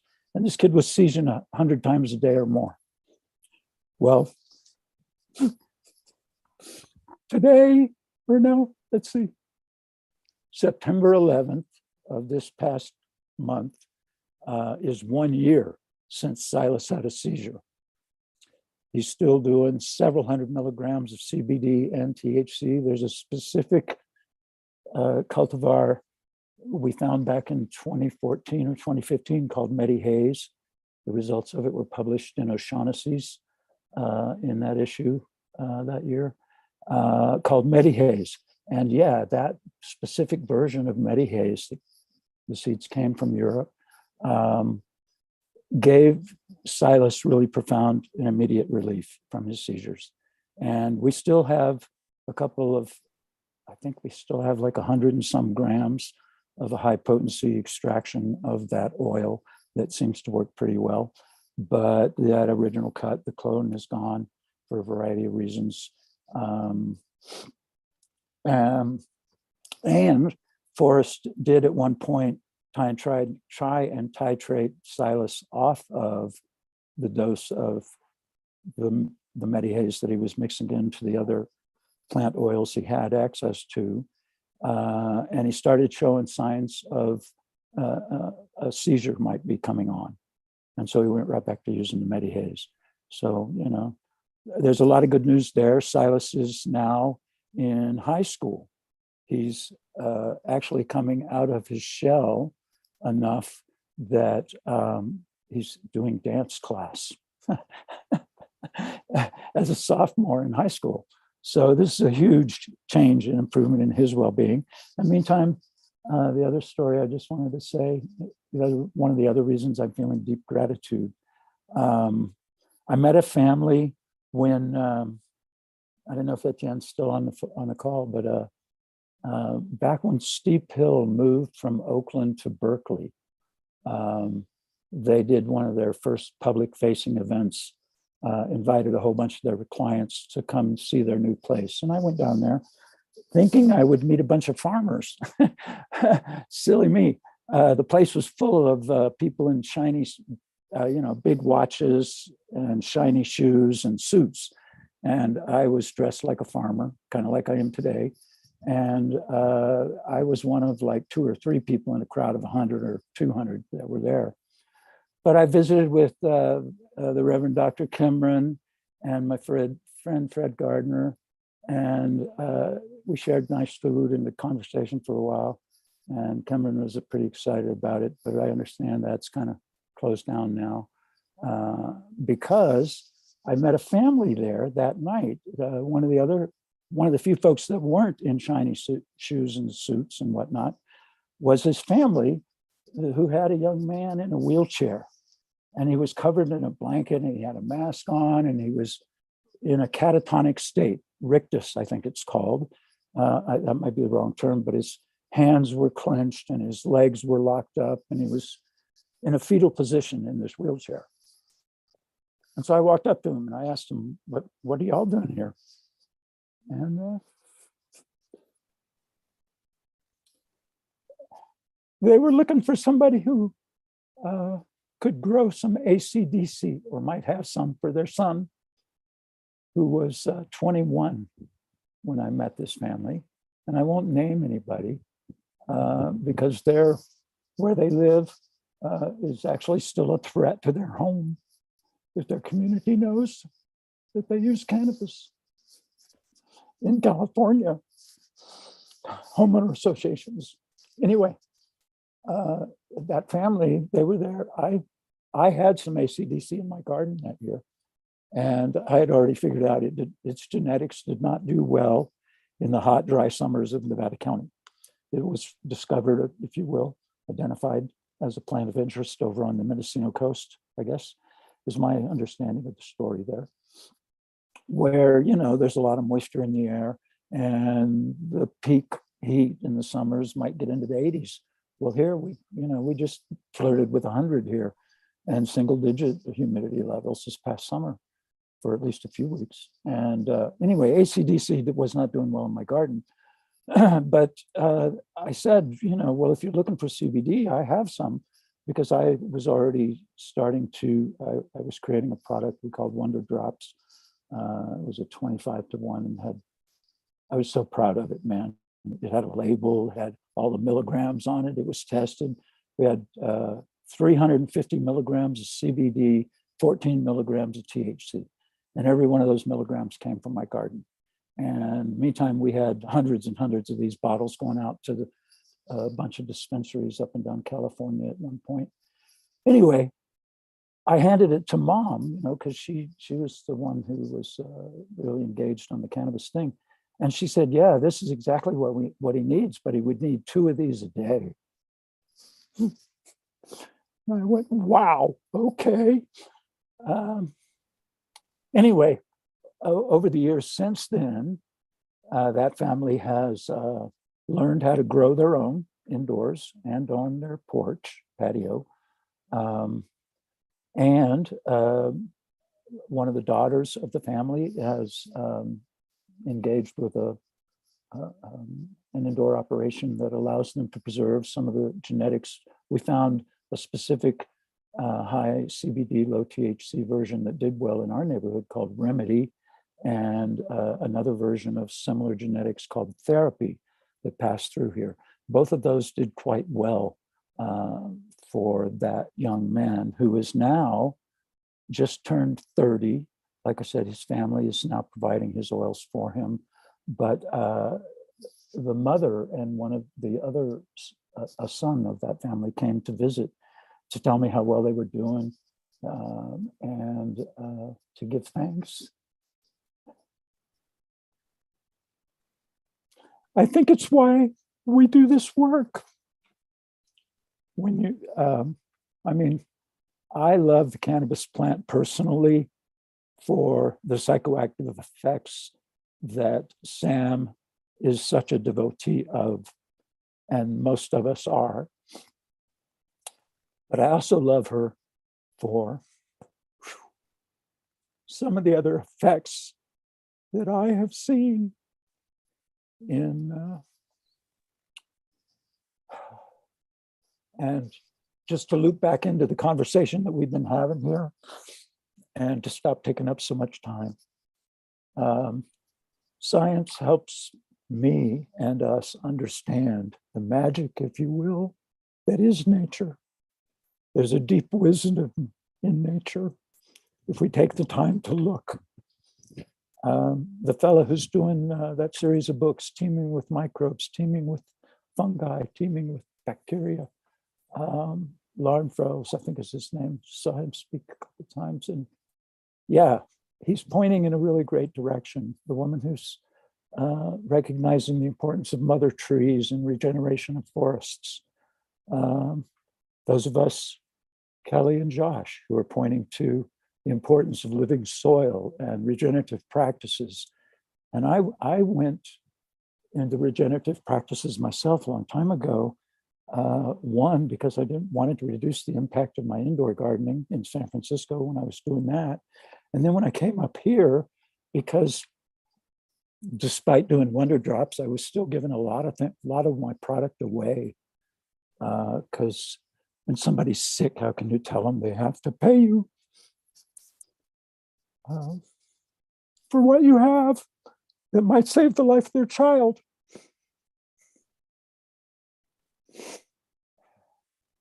Anyway, that's my testimony, if you will, for today on Hash Church, is my gratitude for the love that is this plant and what she offers to us. I think of her as a manifest.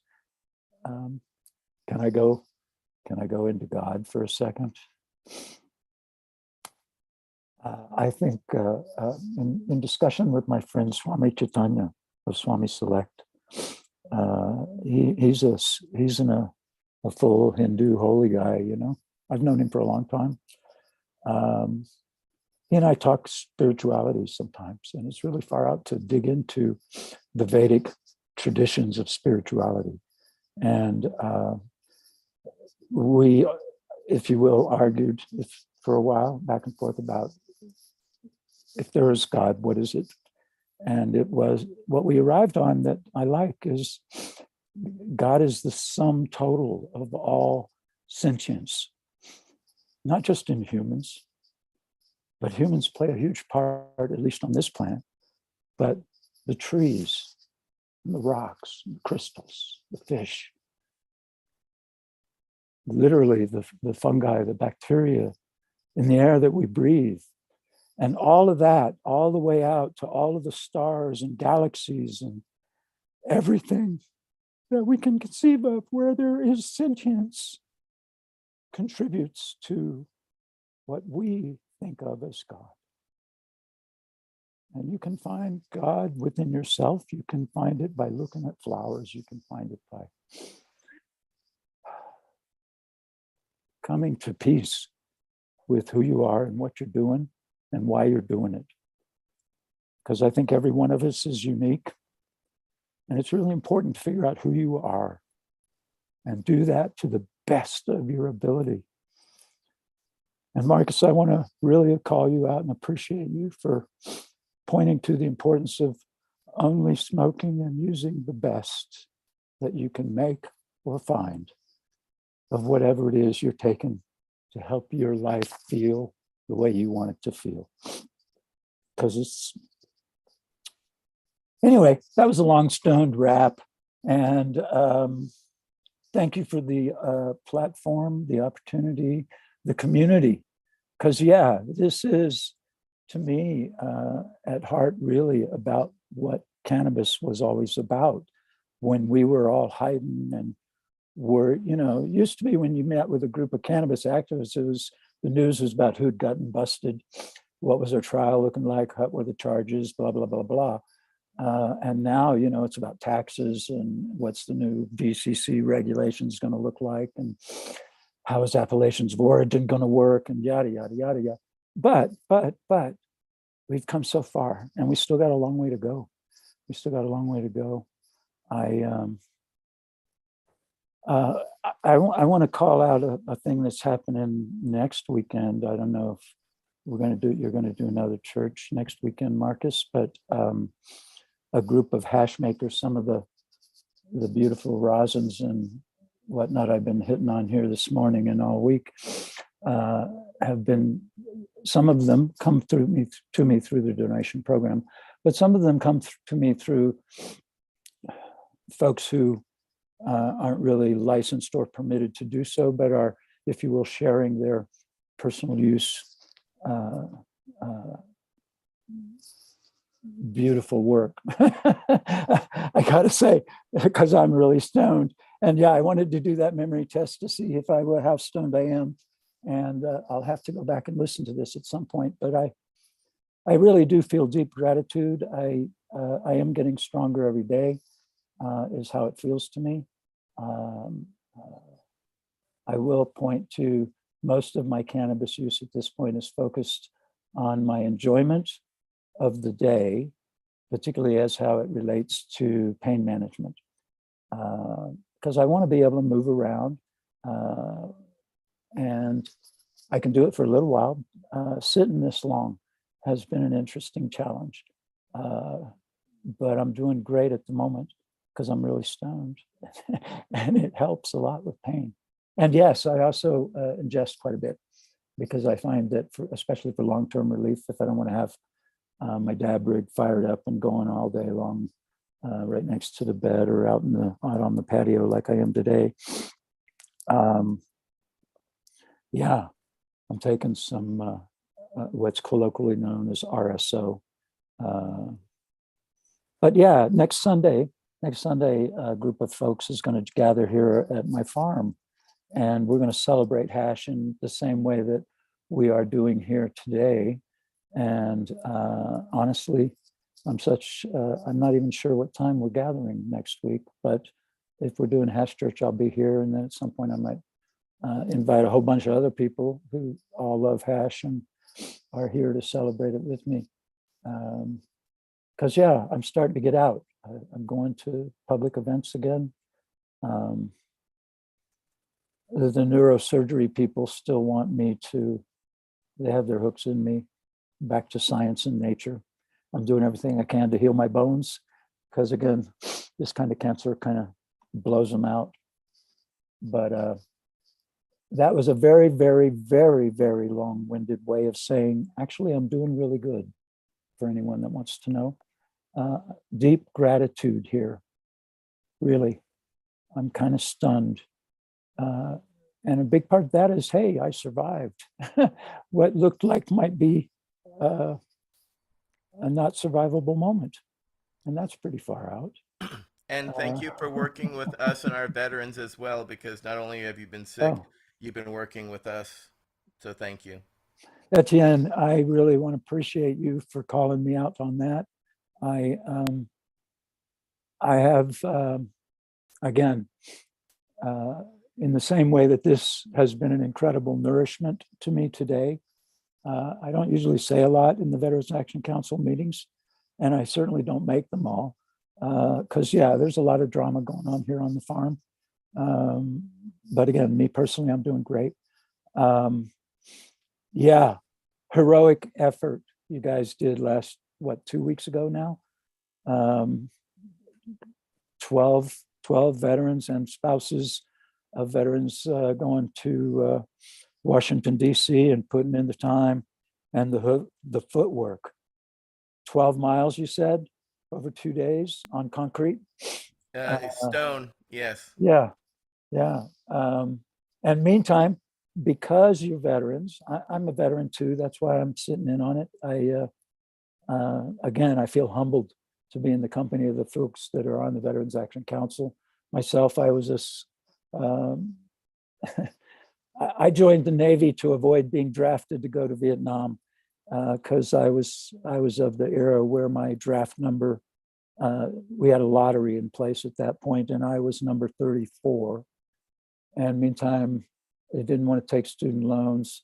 College, I went for a year and a half. It made no sense to me at all what was going on. And so I quit that. And yeah, I ended up joining the Navy on a Saturday, and my notice to report for induction would have meant you're in the Army now and going to Vietnam, hello boy, arrived on that following Monday. But I had already signed a contract to join the Navy. And meantime, yeah, the Navy and I didn't get along great. We'll just leave it at that. They kicked me out at my request. Another long story. And Etienne, I will write my bio for the Veterans Action Council thing. I know you've asked me a couple times. Again, I'm humbled. I in the company of people like yourself, or Al Byrne, or Michael Krawitz, or, I mean, this Todd Scatini. I mean, you just go down the list. It's like Pearson Crosby. I mean, it's just, wow. So thoughtful, impassioned people who are really a lot on the same page we are, trying to change the laws, trying to educate the people who actually can change the laws. And I think to your point earlier, Etienne, local is where you can really bring change to bear. And there it's at least partially about making the story personal. When you can touch people's hearts, you can change their minds. And on that note, I'm going to stop. That was, yeah, I would love to come back if you're doing it again, Marcus. And I actually do have a science question for you, Dr. Mark. Can I send? I think I still have an email for you and or Sam about, yeah. I don't know if I could. We should take it offline or take up. Go ahead, fire away. If you have it, probably other people are thinking the same damn thing, right? Well, you reference, okay, if you don't mind, Marcus, I am kind of bound by an agreement not to get too specific. I'll start there. A state health department is, in a certain state, is struggling with the fact that a limited number, this is in the United States, a limited number of their licensed producers, and for the sake of conversation, we'll say there's 10, 4 or 5 of them in the last few months have consistently started popping up with analogs of Delta 9, Delta 10, Delta 6, probably some OHCC, I think he referenced, in products that typically shouldn't have it, like in flour or in other products, at concentrations that are completely inappropriate for something that hasn't been treated in some way. Meantime, the rest of the licensed producers in this state are not having this problem. And there's only one lab that the state accepts COAs from. And there is an independent lab who's also looking at it, and they're finding the same results. The Department of Health's response to this is to just have the manufacturers who are producing product that have these analogs at a sufficient concentration to put it on their packaging and labeling as one of the cannabinoids in the product. And I personally feel a strong objection to that, but I would love to hear your or Sam's thoughts on that. And obviously, to me, it's a public health and safety issue because we don't really know what these analogs do, as well as what else is along for the ride when those analogs are in. I can pipe in really short and fast that we don't find 10 or 8 when we're looking in our lab. So something's wrong. What do you say, Mark? Yeah, so this is prohibition economics at work. And, you know, it costs a lot of money to put THC into a product. So the cheapest, the guy who can do that for the cheapest makes the most money in a free market economy. And so if we're just talking about cannabinoids in general, yeah. So again, Wade, we were talking about this earlier, this loophole that's in the Farm Bill that legalized industrial hemp, which is CBD, blessing and a curse, because I think I've said it before on Hash Church, as long as there's prohibition anywhere, there'll be a black market everywhere. And what that means is that legal licensed producers have to somehow economically keep up to have a competitive product in the marketplace. And if the only knob they have to turn is the cost of their ingredients, you know, you could basically make THC cheaper from readily, abundantly available CBD isolate and a chemical conversion, put that into your products cheaper than, you know, hire a team, get a greenhouse, grow cannabis, extract cannabis, make cannabis oil, put it into gummies. It's cheaper just to buy the commodity, mix it into the gummy, and you're there quicker, cheaper, better, quicker. And so I think it's interesting because different states are taking different approaches to this, and they realize that, I think, again, this can only happen because of prohibition of Delta-9, right? So if Delta-9 was available and everybody was making Delta-9 across the board in the entire country, and even in the entire world, right? There wouldn't be a need for Delta-8.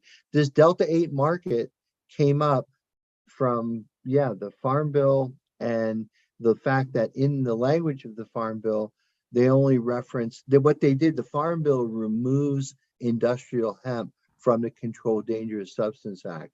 And it's defined as cannabis with less than 0.3% Delta-9 THC. There was no mention about Delta-8, and they never contemplated the fact that, you know, Roger Adams first did it in the 40s, and then Meshulam redid it back in the 70s, is that you could chemically convert CBD into THC.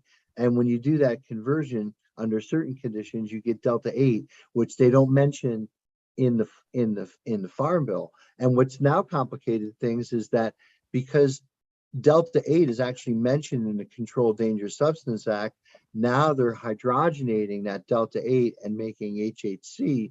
That's where HHC comes from. And they're like, well, HHC is not on the Controlled Dangerous Substance Act. But, you know, be that as it may, this is all made possible because of the ridiculousness of prohibition itself. And if you're making a psychoactive substance in a chemical reaction vessel, it's different than extracting it from a plant, right? It's different than from nature itself.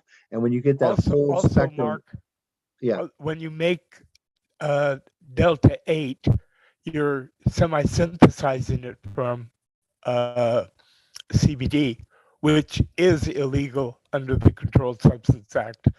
So, I mean, it might fit through the loophole of the Farm Act, but Delta 8 is not legally produced. Well, where CBD runs into issues, and again, they never contemplated this. See, I think, Sam, my feeling, again, you know, all your work and everything that went into GW's Epidiolex besides, is that the legislatures got snookered on seeds, rope, and oil. And they're like, CBD, what's that? We don't care about CBD, just THC. We only care about THC. So that's the only thing that went into the language of the bill. I don't think they realized that, again, CBD being the active ingredient of an FDA approved drug, there's another law called the FD&C Act, which is the Food, Drug, and Cosmetic Act. And what that law says, which is enforced by the FDA, is that the active ingredient of an FDA approved drug cannot be used in food, feed, or cosmetic, or, you know, topical use for interstate commerce. It's interesting that they put that interstate commerce in there. So what they need to do is they need to make an exception to the FD&C Act, like I think they've done for like things like caffeine. So caffeine's like an active ingredient in drugs and stuff like that, but it's also in Coca-Cola and Mountain Dew and all that other shit, right? So they made an exception to the FD&C Act. I think caffeine actually got grandfathered in, but I think there's other examples of things that the FDA approved as active ingredients, but are okay to use. And you'll know, and Wade knows this in spades, is that what Charlotte Webb, the company Charlotte's Web did, I don't know if this is the Stanley Brothers anymore or not, but what the company Charlotte's Web said, okay, fine, we'll submit CBD extracts as a dietary supplement from hemp, because industrial hemp, right, cannabis with lower than 0.3% THC, was removed from the Controlled Dangerous Substance Act. So the Farm Bill enabled now the production of hemp. It's like, well, okay, hemp is an agriculturally produced food, I guess, in a manner of speaking, right? You can make seed oil, you can make seed protein from it, right, Marcus? So it's essentially a food, and there's different regulation there. So the USDA, the Department of Agriculture, only cares to the point where the crop is grown, right? So all the amendments that go on the land, you know, whether it's organic or non-organic, and all about farming and agricultural production. And the USDA kind of washes their hands after that. It sort of becomes the FDA's bailiwick to pick up, okay, now that corn has been grown, now it goes to market. Yeah, if you're Del Monte and you want to make cans of corn, because that's what you do with corn, right? You need an FDA inspected facility, certain levels of quality and production standards that have to be held to, because you're making a variable agricultural product that's being put into these Del Monte cans of corn that people are eating, right? So, yeah, I mean, I think where this goes, again, is this run into big corporations, because now you're talking about industrial agriculture. You're talking about Archer's Daniel Midland. You're talking about big chemical companies that bought the seed companies that engineered seeds to be resistant to the chemicals that they sell. Oh boy. And again, yeah, so like we were talking earlier, the EPA regulates that. So I know that USDA regulates the genetically modified soybeans and corns that are grown today. But I've said it before, I think Marcus, you agree that one of the big drivers for hemp to overtake soybeans is going to be on protein production per acre. When it comes down to it, if you need to grow protein, you need to grow this crop, because this crop produces way more protein per acre than soybeans, and it requires less chemicals. But when you say less chemicals, now those chemical companies get upset because they want to sell the chemicals. Right? Yep. It's not just the sorry protein, to it's get off also on the that fact that tangent. you simultaneously create oil. So you're producing protein, but when you're defatting the protein, you're creating oil simultaneously. So it's two products. I wanted to say thank you to Wade. I didn't think that was too long at all. It was awesome. It was so good to hear from you. I love the whole recap of the hash church that we had. I love the update of how you were doing. I know I'm not the only one, because I read a ton of people in the chat saying, oh, I've been thinking a lot about Wade lately. I always think a lot about you, Wade. And it's just nice to hear your humanity. I know how you feel things, because when you speak, you get us to feel the things that you feel. It's a very profound and powerful tool that you have at your disposal. But it's wonderful. And it couldn't have been a better part of Hash Church for you to share everything that you did. And of course, I'll do a Hash Church next week, and we'll talk to you and all the hash makers that are coming by your farm. And I'm really glad to hear that you're getting better.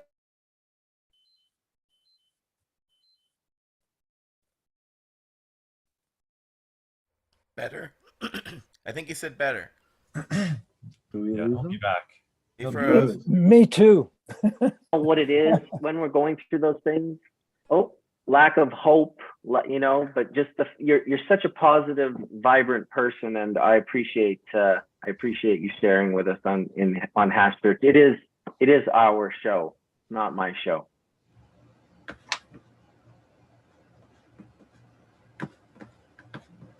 There's community again. Again, it's an industry, but it's at heart, really, it is a community. Absolutely. And on that note, I think I'm going to wrap it up for this week. So many wonderful people to come in and share the vibes. Last minute often, you know, got to really thank all of you for coming and doing this every time. I'm realizing more and more how much I need it myself, and it's terrible to sometimes feel like I don't have time. I have to sacrifice going to see my son skating. You know, this is his skating lesson time. So, and I'm sure there's sacrifices for all of you to be made as well. And I do appreciate it. It doesn't go unseen or unfelt. And I thank the more than 200 people that have been watching with us since we started at 9 a.m. for almost 4 hours of what I just thought was awesome conversation. I'm going to dissect it, maybe listen to it again, and maybe create specific hash churches for the specific conversations that we had, because there was at least 4 or 5 really good ones. Big thanks to Valerie Corral for coming on. Big thanks for Hillary Black for showing up when she's not feeling the best in the chat room and sharing a bit of her vibes. I want to shout out Ron, one of my OG mentors, who was in the room as well. There he is right there. He just chimed in. So shout out to you, Ron. Hopefully we can have you come on one day and tell some stories. And of course, Skunkman Sam, Etienne, Dr. Mark, Best Friend Farms, Colin and Wade, and the Dragonfly Earth Medicine. Love you all, really. Give thanks for everything, and we will see you all hopefully again next week. Peace out, everybody. May the full melt bless your bowl sooner than later. Ciao for now.